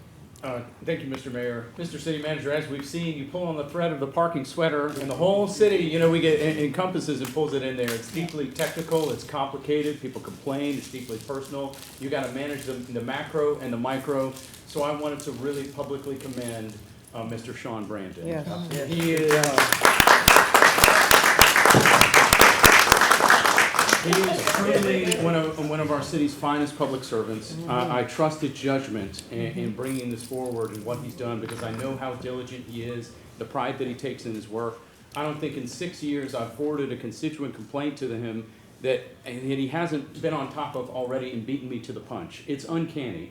And with that, I want you to know that I support, if he's bringing this forward, he believes that it's the right thing to do and it's a great thing, I'm ready to bring it forward. And see the ordinances as I know that he studies this every single day. He lives it every single day. And let's bring it on. Thank you. Ladies and gentlemen, the word, This is work. the word consider is a very interesting thing in public administration. It is something that scientists and administrators place before elected bodies to CYA, because one day when it doesn't work, they say, well, we told you to consider. I think it behooves us to follow the recommendations to its natural conclusion. And, you know, again, this is science, and so I think we should at least follow it through, and then, you know, where we have to make those hard decisions, we make them. But again, I think what they put forward, as you could tell, has been, as Alderman Palumbo said, really well thought out. Encompasses the science as opposed to how people feel about it, and I just think we have to follow that science. So Let's I don't know move where y'all forward. are. Mr. Ready. Mayor? Any objections? No, sir. No, but I would like to know when they're gonna talk about including other areas of the city. So That's what I would like to know. Yes, ma'am, and we're gonna continue to do these studies, and you know, I think Sean gave some indications about the next areas where we're gonna be looking at these studies and where we need to be implementing some new policies there. So,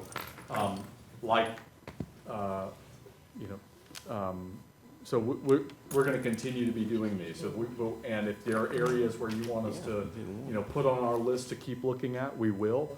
But we also don't wanna put policies in places where they're not needed, and so we want to be able to put our efforts where we know they're going to be the most needed. So we'll take those recommendations and continue to work with professionals to be able to have those discussions. There are some communities and neighborhoods that don't want to see Sean Brandon nowhere near them.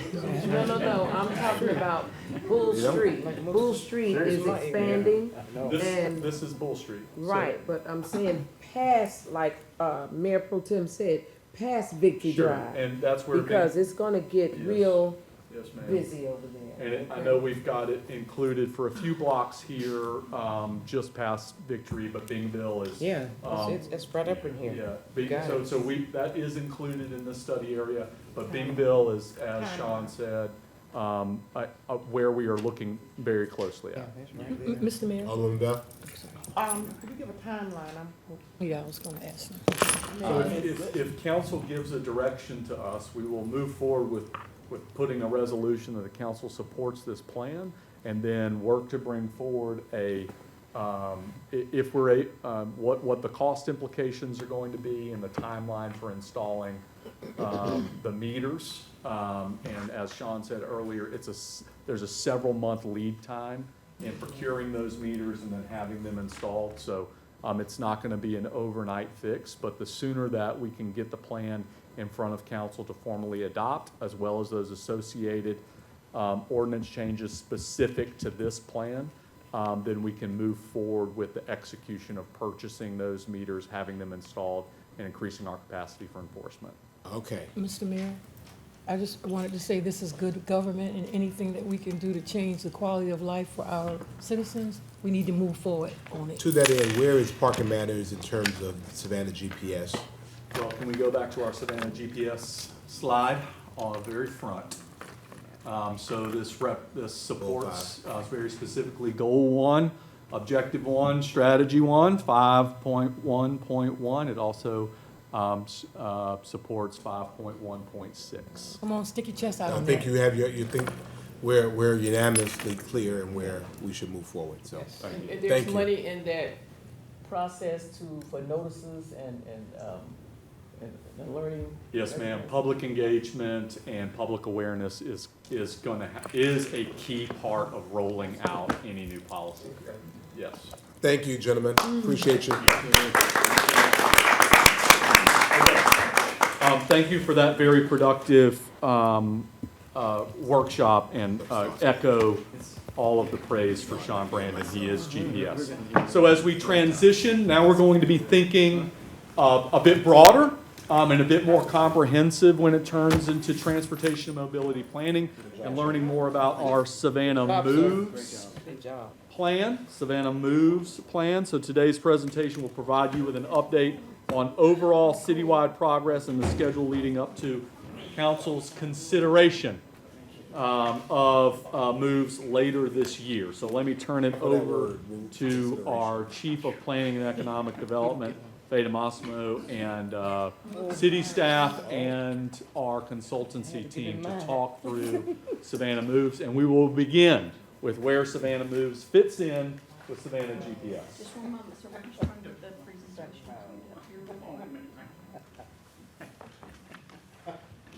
And any praise council wants to give me for adjusting the temperature in this room would be Thank you, city manager. welcome. Thank you, city manager. That had nothing to do with We you. could, This young man, he really took care of. we could sit in here. Thank you, Daphne, great job. No, Thank you, I city keep manager. telling y'all that it's this young man right here. Well, nothing gets done without Stephen Maxwell, that's for sure. Oh, yes, that's right. Don't tell him that, don't tell him, don't tell him that. Gotta put his head back on his body now. We needed that. Good afternoon, Mayor, Council, and City Manager. We are delighted to be with you this afternoon to give you an update on the progress on Savannah Moves. I'm joined today by our team, both Bridget Liddy and Steve. Steve is actually pinch hitting for Harold Taylor. Harold is a little under the weather today, and so we're missing him, but Steve's gonna, I know, do a fine job of serving in his stead. And then additionally, Chris Marcingill is joining us, who's the project manager with Kimley Horn, who is our consultant that's working with us on this effort. So a quick overview and a reminder about Savannah Moves. It is our overall multimodal transportation plan for the city. We're going to talk a little bit about the GPS alignment. I'm glad that comes up every time, so that we can continue to anchor ourselves back in that important work. And then we're going to have an overview. We are marrying the work of Savannah Moves into the small area approach that is occurring with regard to planning and urban design and development activities, economic development activities throughout the city. So at the last meeting, you heard a bit about the Savannah's waterfront CID, and you also heard some about the development of the River Street improvements that will go along and accompany that. Hutchison Island evacuation plan, which is really important for our, not only our visitors and so forth, but those who work on Hutchison Island, our residents who work there, workers who are over there, and the kinds of things that can occur that are outside of the things like hurricanes and tornadoes, but other kinds of things that could occur that would require that. So we were deep into that process as well as a part of this. Then the west side area, the south side area, the east side area, and then we're going to overview the process and engagement. So what's the why? Why are we doing this? It's really important for the city to have a multimodal connectivity strategy, and I think the conversation that you had just prior to this with regard to parking matters really began to bring forward those themes of why it's so important. It's important to be able to connect our residents to the places that they need and want to go. To give them a variety of options in how they do that. It's important for the growth of our small businesses and our other industry, and it's important also for those who visit us and want to be able to enjoy us safely and effectively. So strategic infrastructure paired with development, that goes back to that marriage with the small area development that we're going to be talking through. funding and implementation strategy. That'll be an important and key part of this effort. And the infrastructure investment is efficient, well-planned use of local funds, because we are fortunate that we have spliced funds. We have other types of local funding measures, including the hotel motel tax that was discussed at the last meeting.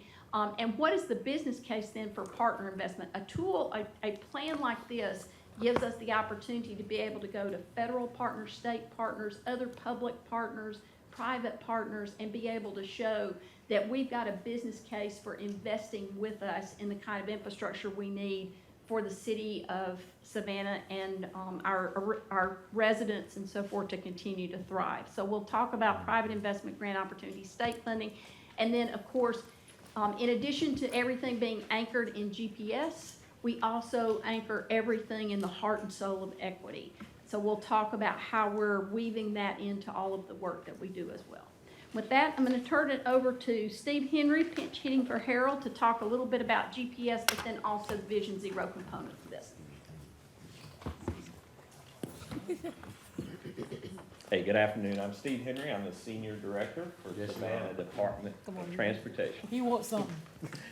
So Savannah Moves will align with and incorporate Savannah GPS strategies and Vision Zero initiatives. For example, GPS Goal 1 to increase public safety. The objective to focus on public safety, specifically ending preventable deaths, which is the driving force behind our citywide Vision Zero efforts. Additionally, Goal 4, world-class infrastructure.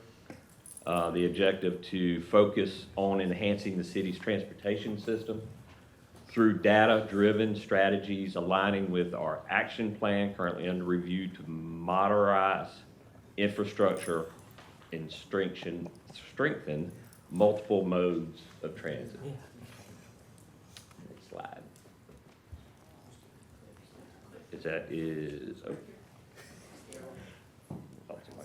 Thank you.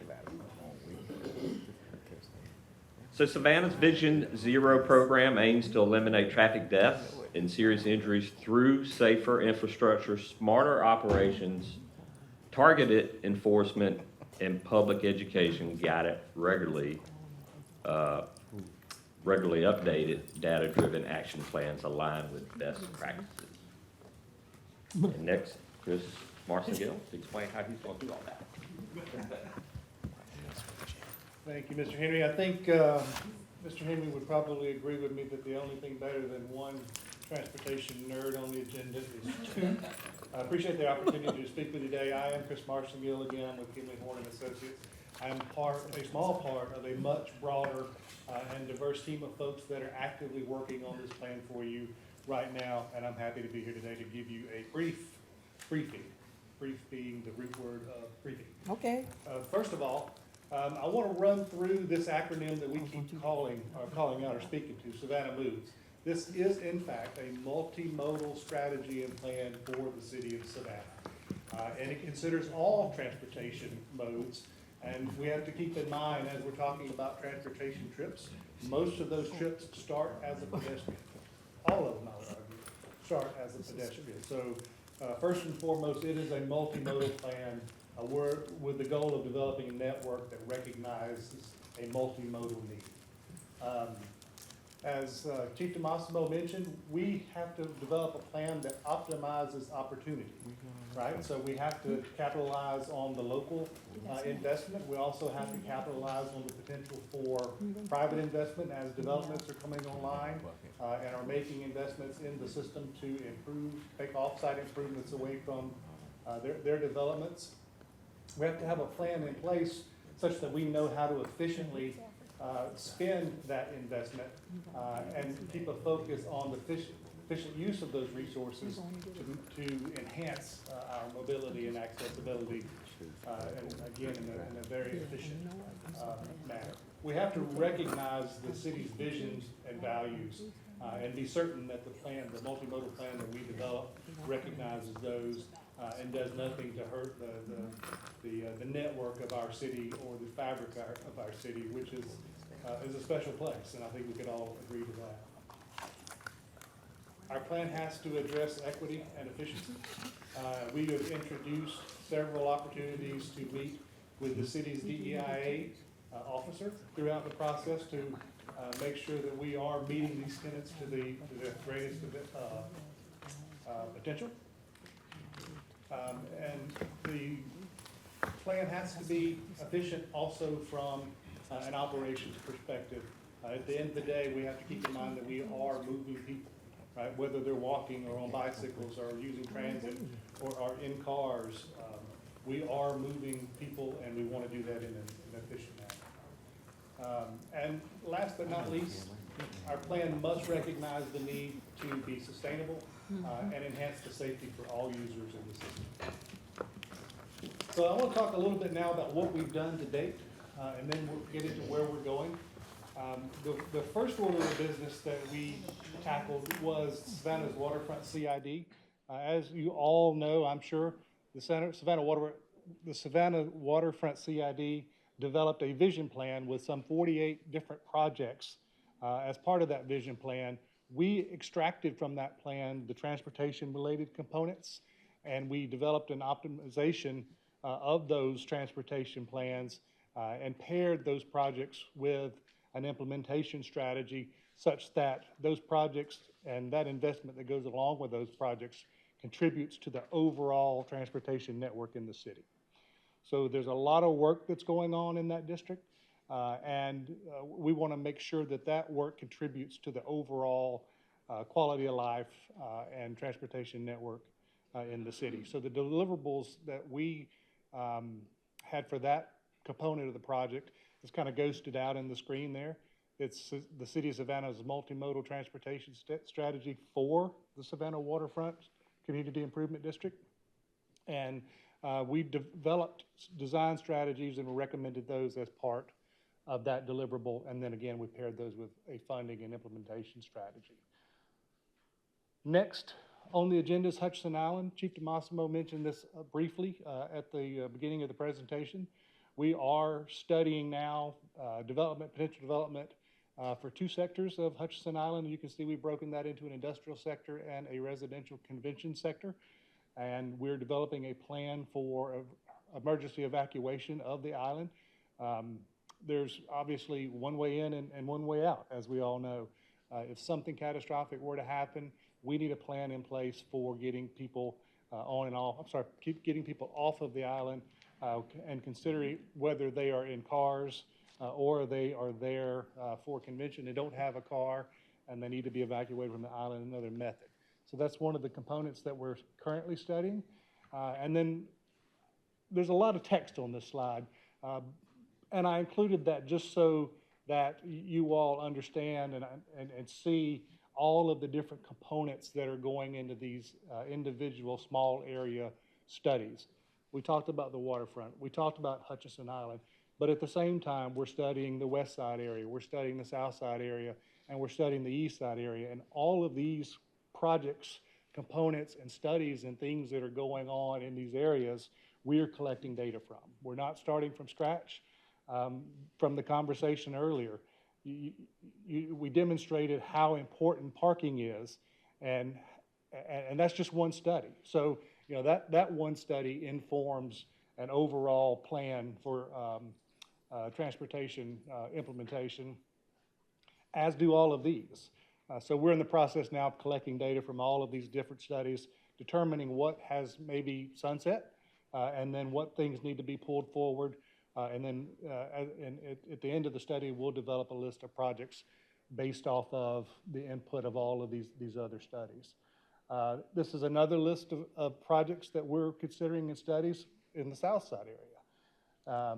Then finally, there's another list from the east side area. Again, lots of information and data that we're pulling together, mapping, making sure that the connective tissues between these areas all align, and we're contributing to an overall plan that truly benefits the city. That's a lot. I think you have to fire Stephen because he's starting to drop. Timber's getting to start dropping around here. Feel it? What happened? I thought you It said started dropping. I thought it was handle, Stephen. I mean, it's snowing. They took it away from me. Go ahead and continue. I just feel the temperature dropping again. Yes, I'm telling you. Stephen. I did, but it's on a timer, so at the end of the day, it reverts back to its original setting. It's energy savings. Oh, okay, thank you. So apparently it goes back to deep freeze. Let's quickly get over, come on. Maybe some of that heat from out there can come in here. Keep moving. Come on, Savannah, move. We've talked a lot about the data collection so far and the other projects that are going on and how they're all is forming this overall plan. I want to talk a little bit now about the process. Again, there's lots of words on this slide, but I just want to show you the architecture first, and then we'll get into each of these phases a little bit. The first phase is a small area plan phase, and that's where we are now. The result of that phase is that we will recommend catalyst projects that we know are sure thing projects that have to come forward and be acted on early or immediately.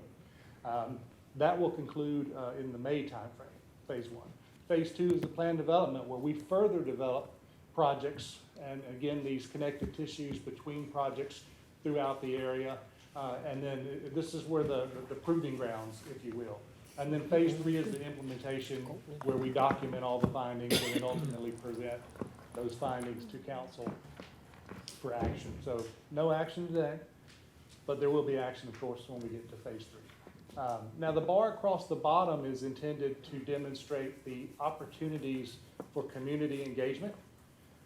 And I'm going to talk about that a little bit more in a moment, but I wanted you to see how that community engagement stretches throughout all three phases. So lots of opportunity for engagement from the community as a whole, and then also the coordination committee, the policy committee, and the technical committee that we have established. Zooming in a little bit, I don't think there's a lot more to cover here than what we've already discussed, other than we are in this phase one and we're studying the small areas. We're refining the existing project inventory, and we're developing a methodology for identifying these catalyst projects that I mentioned a moment ago, so that at the end of the day, we can make recommendations for 3 to 5 projects per mode, which is sort of a goal for vehicular, bicycle, pedestrian, and transit projects that come out as the initial catalyst projects. It is important to mention that the lens through which we're evaluating projects is Vision Zero and GPS. Those are the two guiding principles for developing projects in this plan. Again, the timeline for this piece of this phase of the project will conclude in May, and there are many opportunities for public engagement throughout this phase. The policy committee meets, the coordination committee meets. There is a digital survey that will go out to the public. We will be meeting with focus groups. And then we will conclude with another meeting of the policy committee. I'll speak to these individual committees just briefly in a moment, but I wanted to remind you that the policy committee is the committee that was established by appointees from council. So these are your eyes and ears in the process. These are the folks from your communities that know the most about the communities in which they live and that they were appointed to represent. Hugely important piece of this overall plan. Phase two is our plan development. This is the broader analysis section where we're making those connections again between the different sub areas and identifying projects that have a contribution to the overall transportation network.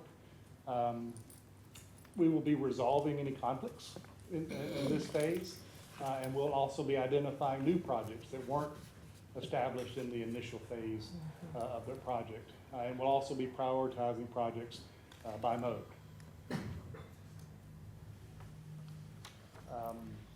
The engagement process through phase two is similar.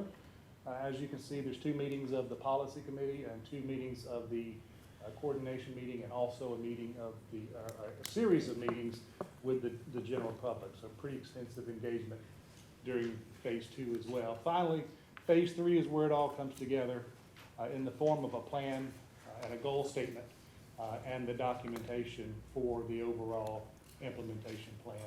And then at that point, the final plan is communicated to council and submitted for action.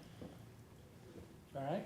That was really fast. And I know you all are up against a time crunch, so I'm trying to be brief. And I respect your time, and I respect the temperature. So next steps. You're welcome to be chilling things off after it got a little toasty. So this summer, again, we'll have the Catalyst Projects memo available. And that will be first submitted to the technical committee for review. That is a committee of city staff, all of which are here, I believe. No, Sean left. No, he's there. So that's the technical committee. And then the policy committee, again, is the committee that's appointed by council. And then ultimately, that list comes to council after getting over those hurdles of engagement. The next major step is October of 2026, when we will be back to update council with a report at a work session on a status of our phase 2. And then finally, we will present Savannah Moves to council for adoption at the end of this year in December. All right? I promised I'd come back to the committees, right? There's a lot of slides related to these committees, but I think it's worth spending a couple of minutes going through them. Again, the policy committee is appointees from council, all right? So those are the folks that have been nominated by you all and have accepted that responsibility, and we're happy to be working with them. There will be a number of opportunities throughout the engagement process for them to engage. The coordination committee is a little more extensive. It reaches out to other agencies, businesses, and other organizations that can contribute to our goal of developing an equitable and efficient plan. I'll just flip through a couple of those. Healthy Savannah is an important one, of course. The Savannah Area Chamber has a representative. I included these. I don't see enough West Side representation over here. I'll get with you on that. I'm sorry, I didn't catch that, but I'll wait till the question. Okay. On the time. But this just gives you an idea of the representation that's included on the coordination committee. Now, again, this is beyond the appointees from council.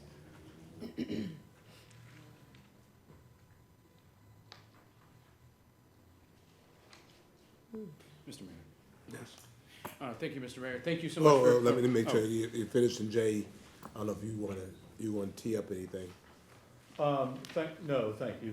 We want to give you an update on where this plan is, to see where the engagement's going to be coming forward, and what's the process for council to understand where they're going to start seeing the iterations of this plan come forward. Okay. Thank you, Mr. Mayor. Thank you so much for the presentation. In the interest of time, I know that we've got to be expedient, so I'll tell you exactly what we need to do. The area between Stevenson, Montgomery Crossroads, White Bluff, and Waters Avenue is like walking on the moon. It is a place where people go. It's our heaviest commercial and office district. There are people who live there, but they're transient people who live there. There's soldiers who live there. There's multifamily housing that lives there. And all of us at the table have seen somebody have to dart across traffic to get where they need to be. Yes. I know it's the most challenging one that's out there, but it's got to be in there. And we just begin the journey one step at a time. And we'll have some fun. We'll get to play with our friends at GDOT too. So thank you. Thank you, Alderwoman Lanier. Wilder I'm just, we have a master plan, and I'm glad that the ground zero and the GPS is in sync with our master plan, but we're always trying to tweak stuff. Is there something that we missed that we didn't capture with GPS in order for us to move forward on this? Sometimes we catch stuff. I know we beat it up. We went to all the district, but what is the missing part, if there's any, that we didn't capture that's gonna make this move? Is there anything? And it's a good thing if we didn't find anything, but usually sometimes when we go through these things, we find something that wasn't captured, and For GPS specifically? Well, for GPS and ground zero Vision Zero. both of them to be, in sync with our master plan, because that's the whole idea, that's what we did. Yeah, great question. I think both Vision Zero, which is a value plan, and Right. about tools and strategies that we use to try to reduce deaths, Right. is more of like the values in the toolbox and can be applied to different places, but leave some open opportunities for us to try new things, Right. certainly. And GPS as well there are levels of it that are broad enough to make sure that we're not shoehorning ourselves into a corner on specific strategies Okay, so that don't allow us to. So I think what this plan allows us to do, this planning process, is allows us to take GPS, allows us to take Vision Zero, and go very, very macro into these small area plans and understand the mobility infrastructure, the mobility challenges, what opportunities are there, specifically using the values of both of those plans to try to create plans and then start to program infrastructure projects to be able to build there. Okay, thank One you. thing I would add to what the city manager just said that I think is really important and is a difference maker in this particular plan is oftentimes we have great plans that are done. They have great visions in them. They have great projects in them, all those things. One of the things that you're going to see in the final deliverable, the final plan for this, is we called it Savannah Moves for a lot of reasons. That acronym was great. It represented a lot of things. But we are in action. And so you're going to see one of the most detailed and strongest implementation strategies that go along with the projects and the programs that are in here. We're going to be on the move with this for real. So I think that's the big difference maker is how we're constructing this to be an implementation plan, not a look good on the shelf plan. We don't need no more studies and stuff on the shelves. And I Thank think- you. But what we do need on the shelf, and what this is, we need shovel-ready projects. Yes, sir. That's On the exactly shelf, the right? point. So that's how these infrastructure projects gets funded. As they're ready, we've got a list. We know what's the next sequence of prioritization. We've got that project designed out. We know exactly how much it's gonna cost. We're ready to get federal and state dollars to do it, and we're ready to break ground tomorrow. That's the whole goal of all of this work. And then sometimes money will appear. Like, and it's really just those who are ready to be able to do it, and, you just don't have the time to do all of the research and everything, so you gotta be prepared for those opportunities to come forward. Alderman Shabazz. Thank you, Mr. Mayor. I just want to commend everybody for the work that has been done to get us to this point. Let's go. Are you, the city manager, doing the same thing, seeking, consensus to move forward, or this is more Well, information? council has approved Correct. us moving forward with this plan. Correct. This is a check-in for us. Okay. To let you know where the process is, where these public engagements are, the policy committees, et cetera, so you know what the plan is and what to expect throughout the year. I don't know what Stephen did, but all of a sudden the air is off. Thank you. I mean, seriously, y'all feel, all of a sudden. Yeah, it's comfortable now. Yeah. I'm a little warm. That's because you're in the hot seat. All right, so, Mr. Manager, is there anything else? Yes, Okay, Alderwoman Lanier. So, I appreciate you all hearing me and adding the bypass road in Woodville to this study so we can get something done about that and get that moving along, because that's a critical piece for the Woodville community. They can't continue to exist with that crossroad in there, with that industrial traffic coming through there on Fair and after. So something's being discussed about bypassing that, and I appreciate that. I didn't get my question answered about 37th Street and the parking, and what is the plan for, are we gonna have parking on 37th in 2 lanes or 1 lane in parking? And so You mean 37 between MLK and the interchange? all the way, well, let me see how far it goes. I don't think it's really any Ninth Street parking all allowed. the way back to, Our grant that we received, the Safer Streets for All, addressing the 37th Street corridor. Yes, so where we are on that project right now is we have on 37th Street, we have done the first round of public engagement. I will tell you that the strong feedback from both the public meetings and also from the stakeholder groups is a desire for bike lanes and bike facilities on 37th. So where we are now is we've published those results. It's available on the website. And we've also corresponded back with the stakeholders to just reconfirm some of the design aspirations that they have. And the project is now currently in concept and design development. So we'll be bringing something forward to council to show how we can make, Sean is an active participant in this process as well. And in that design, we'll be looking at parking, we'll be looking at sidewalks, we'll be looking at the bike lanes, we'll be looking at all those things and how does that work in what areas end to end on the corridor and the Safe Streets for All grant. So it hadn't been decided yet, it's still in It's works. in Wait, progress. but to a question, so to add bike lanes to eliminate parking. Well, I think that that's a question again. not sure you have the room to be able to do both. To be determined yet. And it might not be that things go end to end the entire corridor. It Right. may be that there's still some things preserved in certain areas, but again, it's in design now based upon all of the public and stakeholder input we've received. Okay. Okay, since Vision Zero is now included in this, Savannah Moves, the large problem of concern that residents have on slowing down traffic in neighborhoods, speed bumps, speed dissipators, signage and all of that, what type of priority is that getting? Because I'm continuing, I have neighborhoods that have been requesting some of these measures for many years, and they have zero, they have nothing, they have Vision Zero in as far as traffic calming. So is that process the same, or do they need to edit the process? I'm gonna let Steve come up and talk a little bit about the process, and the process has been accelerated, but I would tell you that the other thing that is happening right now is we're working on a partnership with the Savannah Police Department. Our data collection in the past in these neighborhoods that have made those requests, Alderwoman, has been manual collection. We have an opportunity working with SPD to utilize some tools that they have to speed up that data collection process so we can act on these projects and requests sooner. Steve? Yes, we've been accelerating our processes as the policy will allow.